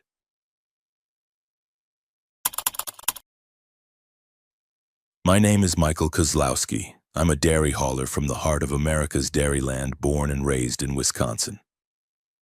For 25 years, my entire world, my entire existence has been defined by the triangle of roads between Green Bay, Madison, and Milwaukee. I know every farm with a leaning silo, every back road that turns to gravel without warning, and every small town with a single blinking traffic light. I drive a tanker, a rolling silver bullet, hauling fresh cold milk from the farms to the processing plants. It's a job that runs on a strict, unforgiving schedule. Milk is perishable. It waits for no man. You can't be late. You can't afford to lose time. Time is the enemy you're always racing against. Which is why the night I lost 90 minutes on a road I've driven 1,000 times still haunts me. It wasn't just the lost time. It was the sound that came with it. A sound that unraveled the world I thought I knew. It was a cold, brutally clear night in late October of 2016. The corn harvest was done, leaving the fields as bare and bristly as a fresh haircut. The air had that sharp, clean bite of impending winter, a smell of cold earth and distant wood smoke. I was on my way back to my depot in Green Bay, my tanker empty and echoing after a final delivery near Madison. To save a few miles, I was taking a shortcut, a 2-lane state highway that winds like a lazy snake through rolling farmland and small, dark patches of woods. It was about 10:30 p.m. The road was completely, utterly deserted. It was just me, my truck, and the vast, star-dusted Wisconsin sky. I was listening to the Packers post-game show on the radio, the familiar, comforting drone of the hosts dissecting every play, every fumble, every triumph. It's a ritual for me, a way to decompress. The road ahead was a straight shot for the next few miles, a black ribbon cutting through the dark, sleeping fields. Everything was perfectly normal, perfectly routine. It was a night like 1,000 other nights. The first thing I noticed was a subtle change in the radio. The voices of the sports commentators, usually so crisp and authoritative, began to distort. They slowed down, their words slurring and stretching out as if the batteries in the radio were dying a slow, agonizing death. And the pass was drooped by Neil soon. The voices became a low, garbled, demonic groan and then faded completely, not into static but into a strange, pulsing hum. I tapped the side of the radio, an old reflex. "Come on, you piece of junk," I muttered, but the hum persisted. It wasn't a mechanical hum from my engine or a hiss from the speakers. It was a low-frequency, deeply resonant, rhythmic pulse. Whoomp, whoomp, whoomp. It was a sound that seemed to come from everywhere at once, from inside my own head, from the cold fields outside, from the very air in the cab. It was a deeply disorienting sound that made the fluid in my inner ear feel like it was sloshing around. Then my headlights flickered. They didn't go out, but they dimmed and brightened in perfect, unnerving synchronicity with the pulsing hum. Whomp. The world outside dimmed to a murky twilight. Whomp. The world flared back to brilliant, stark white. The effect was hypnotic, surreal.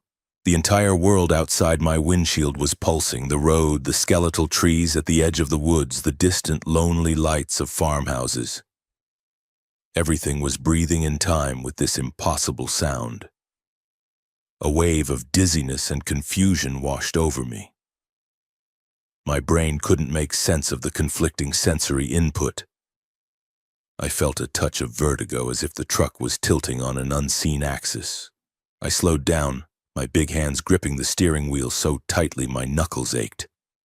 The pulsing grew more intense. The hum grew louder. I could feel it in my chest now, a heavy rhythmic vibration that matched the pulsing of the lights, like being in front of a massive subwoofer at a concert. It felt like the truck's own heartbeat had been hijacked.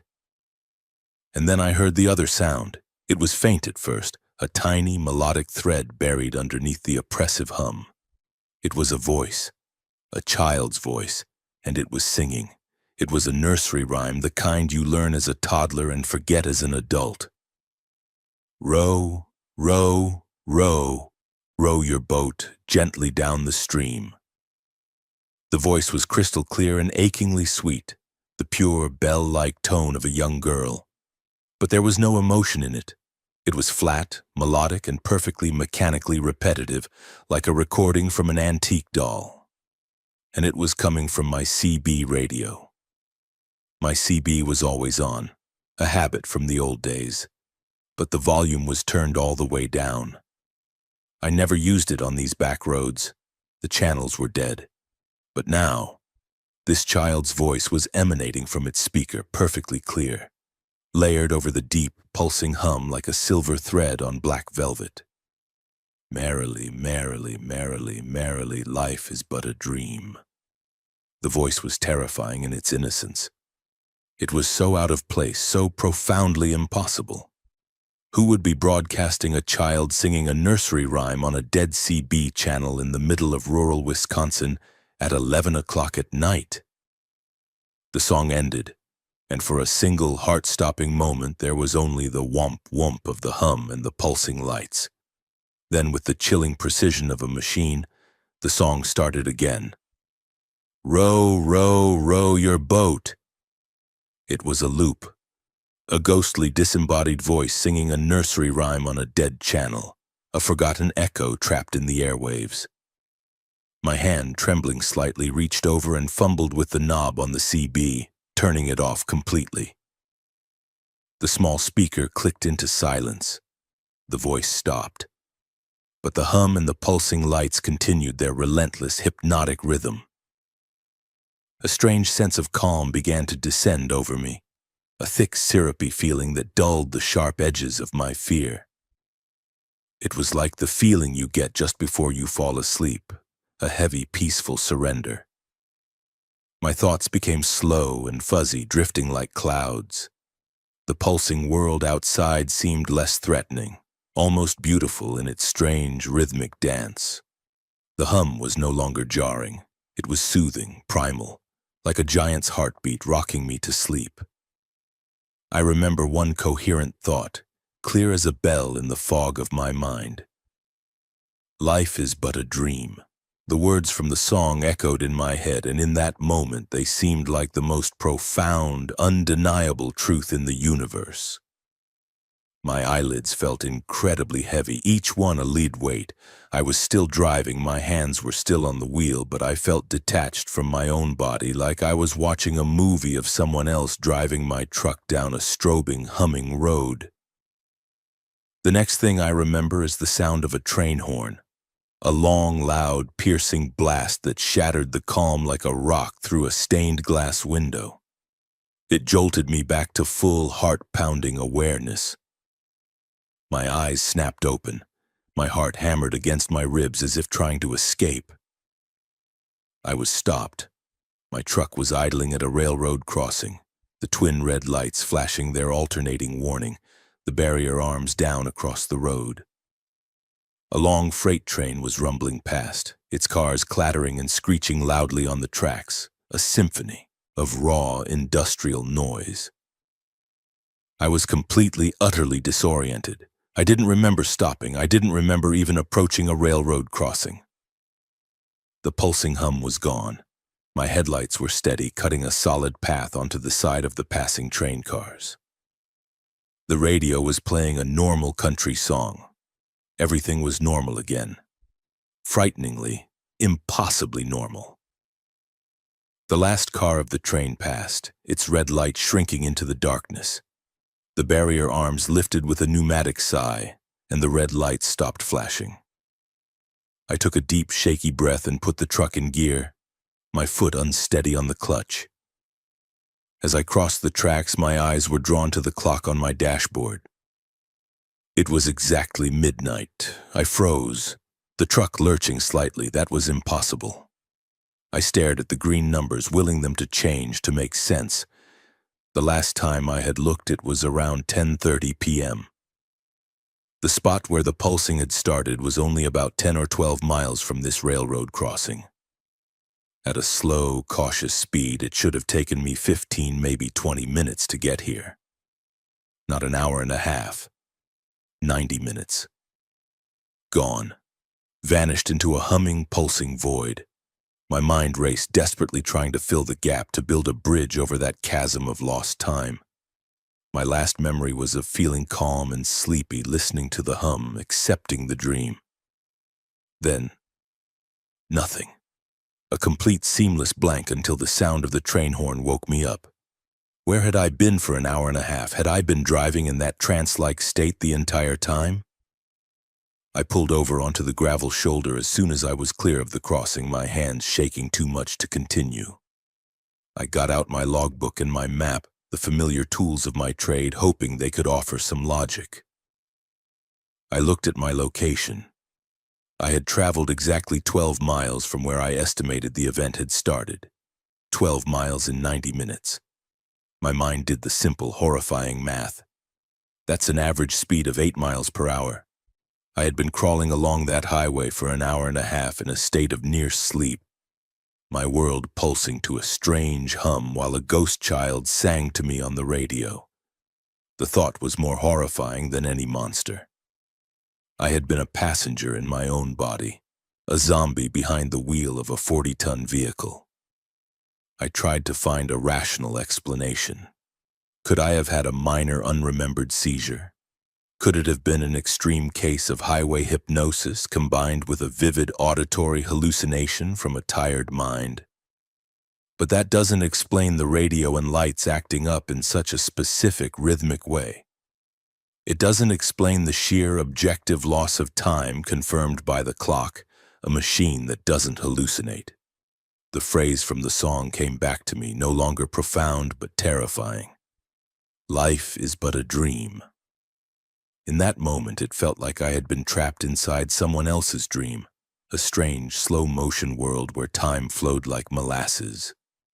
The Iodra train horn had been my wake-up call, a violent intrusion from the real world, pulling me back into the normal flow of time just before. What? What would have happened if that train hadn't come? Would I have just kept crawling along at 8 miles per hour until my truck ran out of fuel? Would I have woken up at all? I never figured it out. There were no other reports of strange phenomena in the area that night. It was just my own private, inexplicable experience on a lonely Wisconsin road. I still drive that route. It's part of my job. But now I pay attention to more than just the road. I listen to the silence. And every time I pass that stretch of highway, a part of me is terrified that I'll hear the first faint notes of a music box, or the sweet, clear voice of a child singing a lullaby, inviting me back into the dream. And I wonder if next time I'll be strong enough to refuse the invitation. I wonder if next time I'll ever wake up. My name is Marcus Thorne. I'm an old-school trucker, the kind you don't see much of anymore.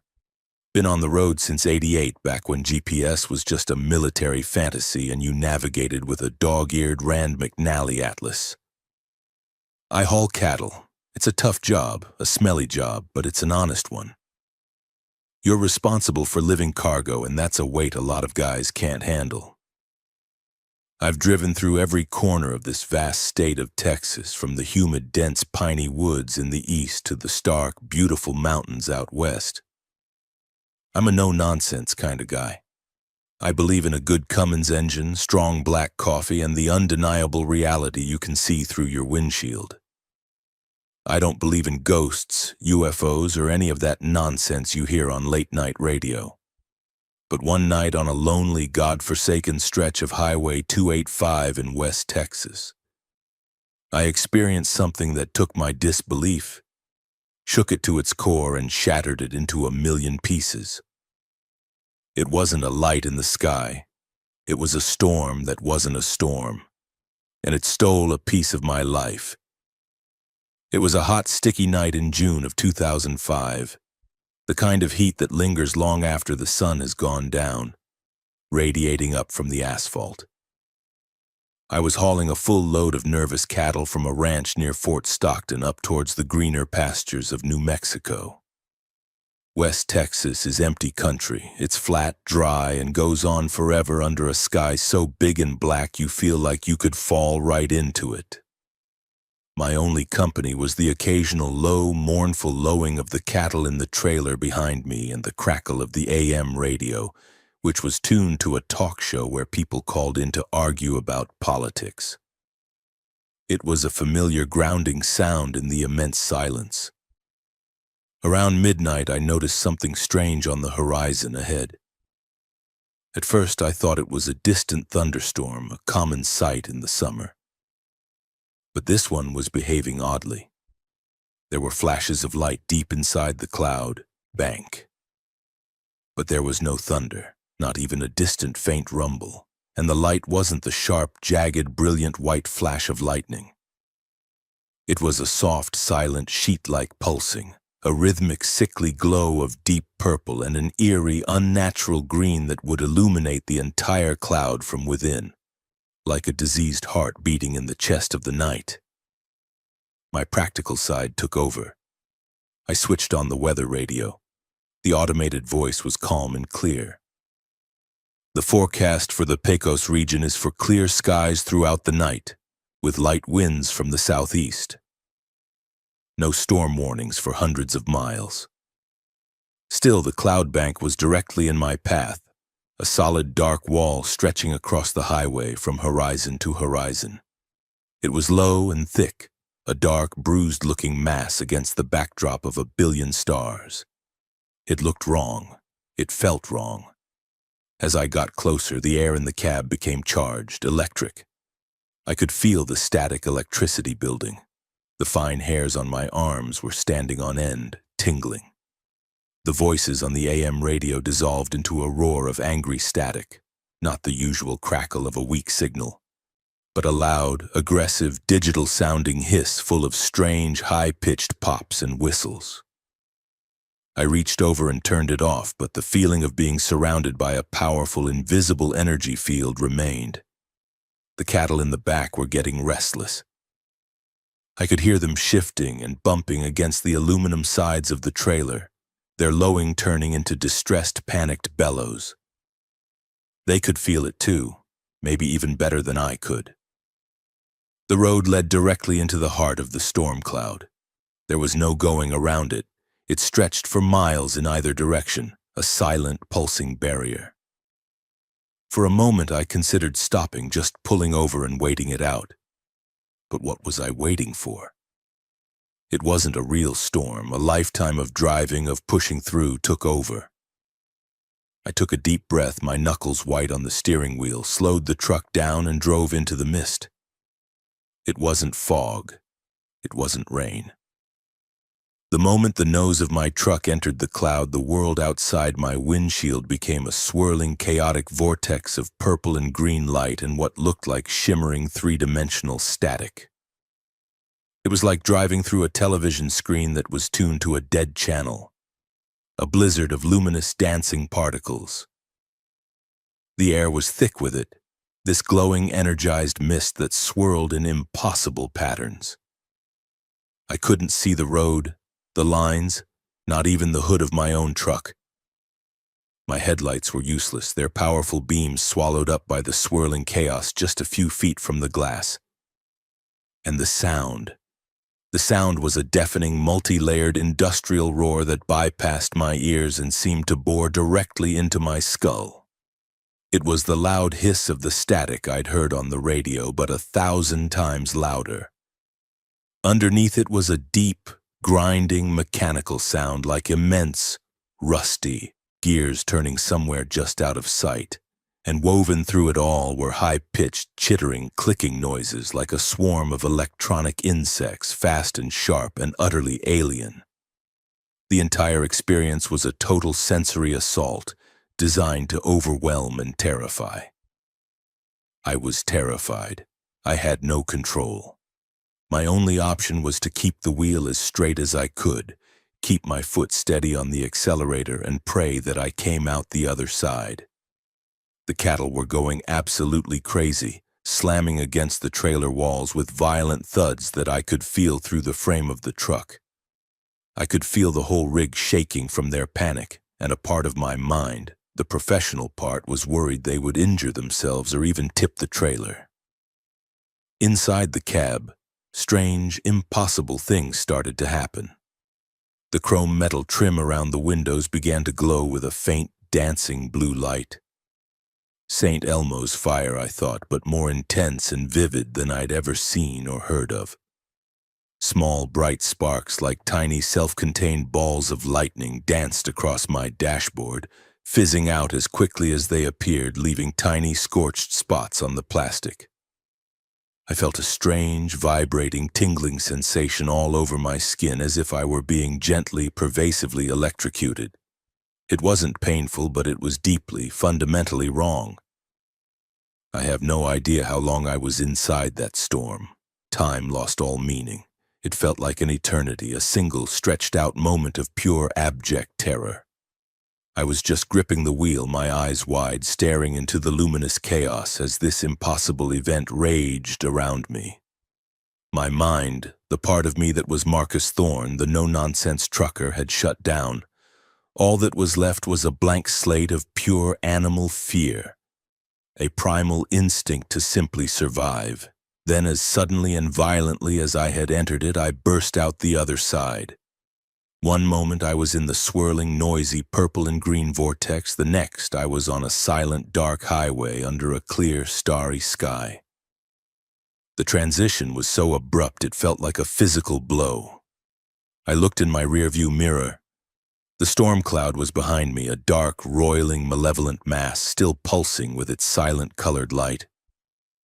It wasn't moving with the wind. It was just sitting there, squatting on the highway, an obscene and impossible object. I was drenched in sweat, my shirt clinging to my skin. My heart was hammering against my ribs like a trapped bird. The cab was blessedly silent except for the familiar hum of my engine and the continued distressed sounds of the cattle. I took a few deep, ragged breaths, trying to calm my racing heart. I had made it. I had driven through hell and come out the other side. I drove for another 10 minutes, putting as much distance as I could between me and that thing. When my hands had stopped shaking enough to hold a pen, I picked up my logbook to note the strange weather phenomenon.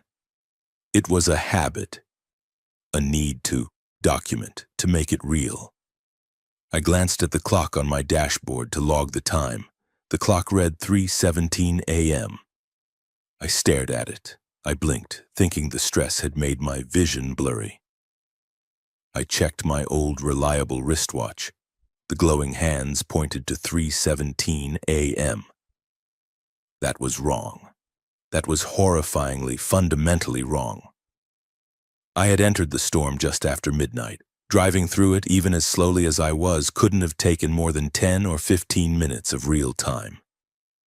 But the clocks, the impartial mechanical arbiters of reality, were telling me that nearly 3 hours had passed, a 3-hour gap. My mind reeled, trying to comprehend the implication.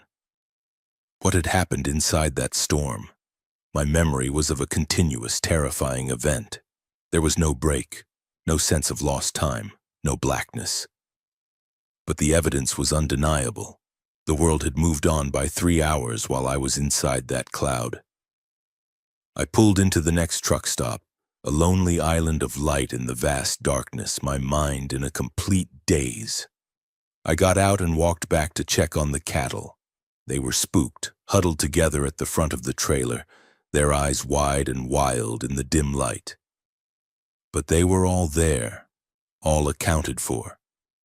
I checked my truck from front to back, looking for damage, for any sign of what had happened. There wasn't a scratch, but the entire rig from the front bumper to the back of the trailer was covered in a fine gray, almost glittery dust. It had a faint metallic ozone smell. It wasn't road dust, it was something else. I wiped a finger through it and it felt slick, oily. I sat in the 24-hour diner at the truck stop, drinking bitter, burnt coffee I didn't taste, trying to make sense of the impossible. Was it some kind of bizarre, localized weather phenomenon? A plasma storm, a ball lightning event of unprecedented scale? But that didn't explain the 3 hours. It didn't explain the feeling that I had been somewhere else entirely. The most disturbing thought occurred to me as I sat there, staring into the black coffee. The experience inside the cloud was a continuous memory for me. So if 3 hours had passed in the outside world, it meant that my perception of time itself had been altered. I had experienced 10 or 15 minutes, but the universe had experienced 3 hours. It was as if I, my truck, and my cattle had been put in a bubble where time flowed like thick molasses, my entire existence stretched out, while the rest of the world continued at its normal, relentless pace. I am not a man for fanciful explanations, but the only thing that makes any sense to me, the only conclusion I can draw, is that the storm wasn't a storm at all. It was a machine, or a creature, or a place where the rules of physics, the rules of time as we know them, are different. I didn't just drive through it, I was in it. It processed me. And in that process, 3 hours of my life were consumed, burned away as fuel. I never saw anything like it again. I've heard other truckers, old-timers like me, talk in hushed tones around the coffee counter about glitches in the road, silent storms, and patches of weird air. They're usually dismissed as road fatigue or tall tales told for a free cup of coffee. But I know what I saw. I know what I felt. And I know that the 3 hours I lost on Highway 285 are gone forever, burned away in a storm of purple light and chittering static. It taught me that there are more things in the vast empty deserts of West Texas than are dreamt of in my philosophy. And some of them are hungry for time. My name is Thomas Callahan. I'm retired now, a fact that still feels strange on my tongue. For 45 years I was a trucker. That wasn't just a job. It was my identity, etched into the lines on my face and the permanent curve of my hands from gripping a steering wheel. I've hauled every kind of freight you can imagine to every forgotten corner of this country. I've seen it all, or so I thought. I've faced down whiteout blizzards in the Rockies where the road and sky become one, navigated through the terrifying calm of a hurricane's eye on the Gulf Coast, and been rerouted through cities on fire during the LA riots. Through it all, I was the guy who never got rattled, the steady hand, the one you could count on to get the job done no matter what. This story is about my last run. It's the reason I'm retired. It happened on a road I'd driven 100 times before, but on this night the road showed me something that I couldn't unsee. And it left me with a souvenir that I look at every single day, a permanent reminder of the toll that was almost collected. It was my final haul in May of 2022. The company had arranged a symbolic run for me, the very same one I took on my very first job all those years ago. A load of North Carolina furniture up to a depot in Pennsylvania. It was supposed to be a victory lap, a sentimental journey bookending a long and storied career. My wife, Sarah, was waiting for me to get home so we could finally start our retirement, a quiet life of fishing and grandkids that felt like a distant, hazy dream. The trip up was fine, filled with a pleasant, bittersweet nostalgia. I made the delivery in Harrisburg, shook some hands with men I'd known for decades, accepted their backpats and well wishes, and started my final journey home.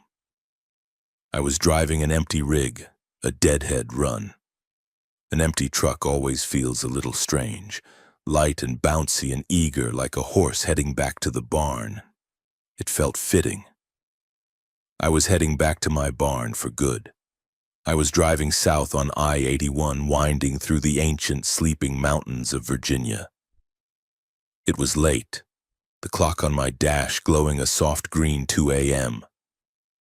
The road was a dark, sinuous ribbon carved through hills so old they felt like they were breathing in the darkness. The air was cool and smelled of pine and damp earth. I was feeling deeply nostalgic, my mind a slideshow of my long career.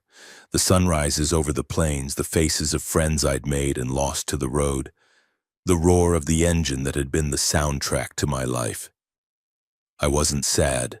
I was happy. I was content. I was heading home for good. That's when I saw the light in my rearview mirror. It was a single headlight bobbing and weaving erratically. A motorcycle, and it was coming up fast, way too fast for these winding mountain roads. My first thought was a familiar one, some young kid with a death wish, a crotch rocket jockey showing off.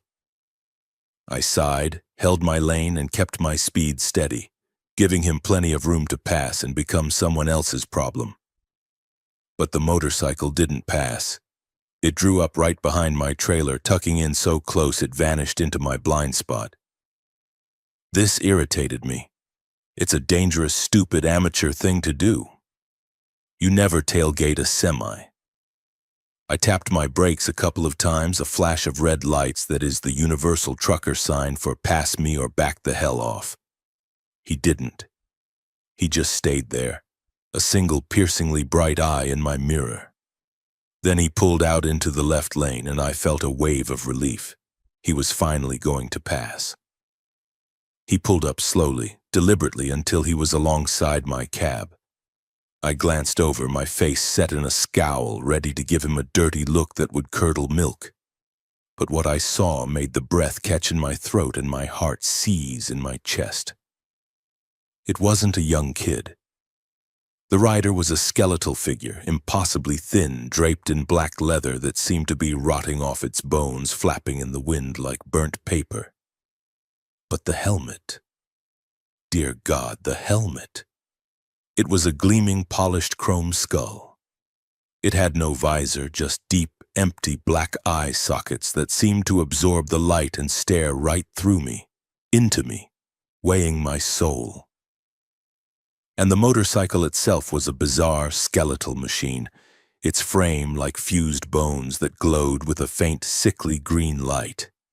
And it made no sound. No engine roar, no exhaust note, not even the whisper of tires on asphalt. It moved in absolute terrifying silence. My blood ran cold, a freezing slush in my veins. This was a hallucination. It had to be. I was tired, emotional on my last run.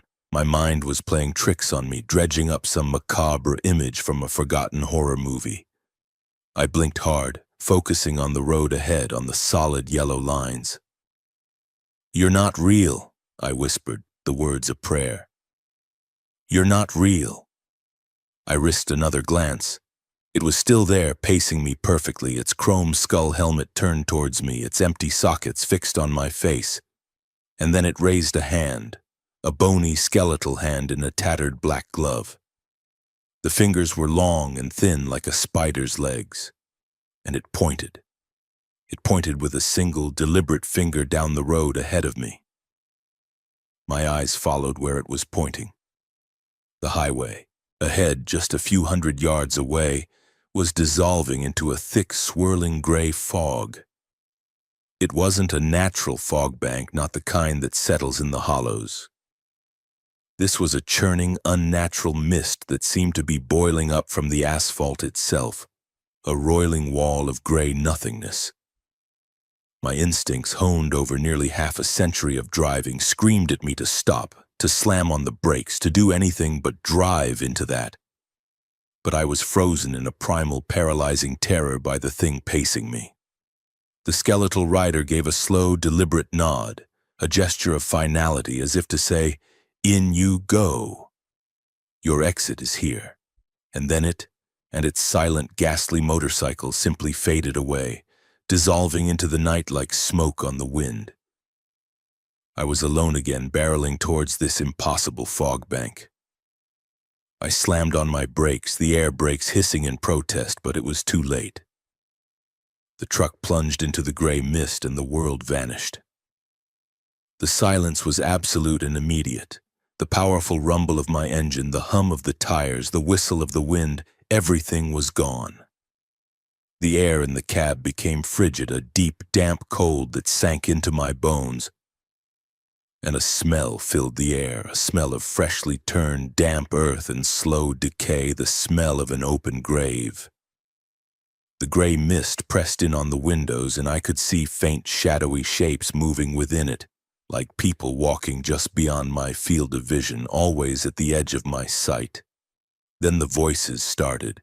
They weren't on the radio, they were in my head, whispering from every corner of the cab. And I knew them. They were the voices of people I had known who had passed away. My father, his voice the same gravelly baritone I hadn't heard in 30 years. My best friend from high school, Jimmy, who died in a car crash on a rainy night just like this. A fellow trucker I knew, a good man named Earl, who'd had a heart attack at a diner in Omaha. They were all there, their voices faint and overlapping, a ghostly chorus whispering my name. "Thomas, it's time. Your run is over. Come with us. The road ends here." It was a chorus of the dead, my dead, and they were calling for me.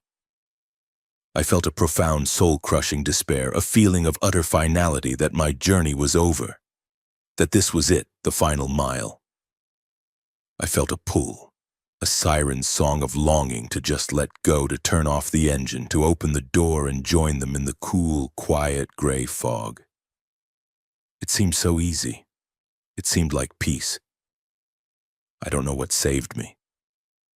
Maybe it was the image of Sarah's face waiting for me on the porch swing. Maybe it was just 45 years of pure, pig-headed stubbornness. I gripped the wheel, my knuckles white, and I yelled into the suffocating silence, my voice a raw, desperate roar. "No! I'm going home!" I floored the accelerator, stomping it to the metal. The engine didn't respond. The truck was just coasting, slowing down, losing momentum, being swallowed by the fog and the whispers. "No!" I yelled again, tears of rage and terror streaming down my face. "Not yet! I'm going home!" I kept my foot pressed to the floor, an act of pure, hopeless defiance against the inevitable. And then I felt a jolt, a violent physical slam from behind, as if my truck had been rear-ended by a freight train.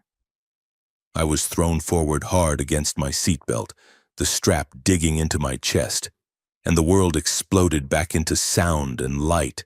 The engine was screaming at redline, the tachometer needle buried in the red. The tires were squealing on the asphalt, and I was out of the fog on a clear, dark highway, the truck fishtailing wildly. I fought to control the rig, my heart feeling like it was going to explode out of my chest. I wrestled the wheel, corrected the slide, and brought the truck back under control. I looked in my mirrors. The fog bank was gone. The road behind me was empty and black. It was just a normal Virginia night. I drove until the sun came up, not stopping, not even daring to slow down. I pulled into a brightly lit service plaza just as the sky was turning from gray to a hopeful blue. I was shaking so badly I could barely get out of the cab. I needed to see something real, something solid. I did my post-trip inspection, a habit of a lifetime, my hands moving automatically. I walked around the trailer, running my hand along the cool, solid metal. Everything was fine. Everything was normal. Until I got to the very back. There, on the heavy steel bumper right in the center, was a handprint. It was burned into the metal, a perfect five-fingered handprint, the steel around it blackened and scorched as if by a blowtorch. And in the pre-dawn light, I could have sworn it was still glowing with a faint residual heat. It was the print of a skeletal hand, the fingers long and bony. It was the hand of the rider. It was as if in my final act of defiance he had given my truck one last powerful push, sending me out of his world and back into mine. A gesture of dismissal, or perhaps a strange kind of respect. I sat there on the cold asphalt staring at that impossible, terrifying mark, and I knew I was done. I had reached the end of my road. Some things you see you can't explain away. Some things you experience change you forever. I drove the rest of the way home in a quiet daze. I parked my rig for the last time. I walked into my house, into the arms of my wife, and held on to her like a drowning man. And the next day, I called my company and told them I was retiring, effective immediately. They tried to talk me out of it, but I wouldn't listen. They didn't understand. I never told anyone the full story. How do you tell people you met the Grim Reaper on I-81 and you were stubborn enough that he let you go? But I have the proof. I bought the truck from the company my old faithful Peterbilt. It's parked in a barn on my property now. Sometimes late at night when the house is quiet, I go out there with a flashlight and I look at it. The handprint is still there on the bumper. It doesn't glow anymore, but the scorched mark is as clear and deep as the day it was made. It's a souvenir from my final mile, a reminder that I was heading for the end of the line, but something, my will, my love for my wife, or maybe a final strange act of grace from a terrifying specter, gave me a second chance. It's a reminder that I'm living on borrowed time, and I don't intend to waste a single second of it. Thanks for watching. If you enjoyed these stories, let me know in the comments. Which one chilled you the most? Don't forget to like, share with your friends, and subscribe to Horror Whispers for more terrifying tales.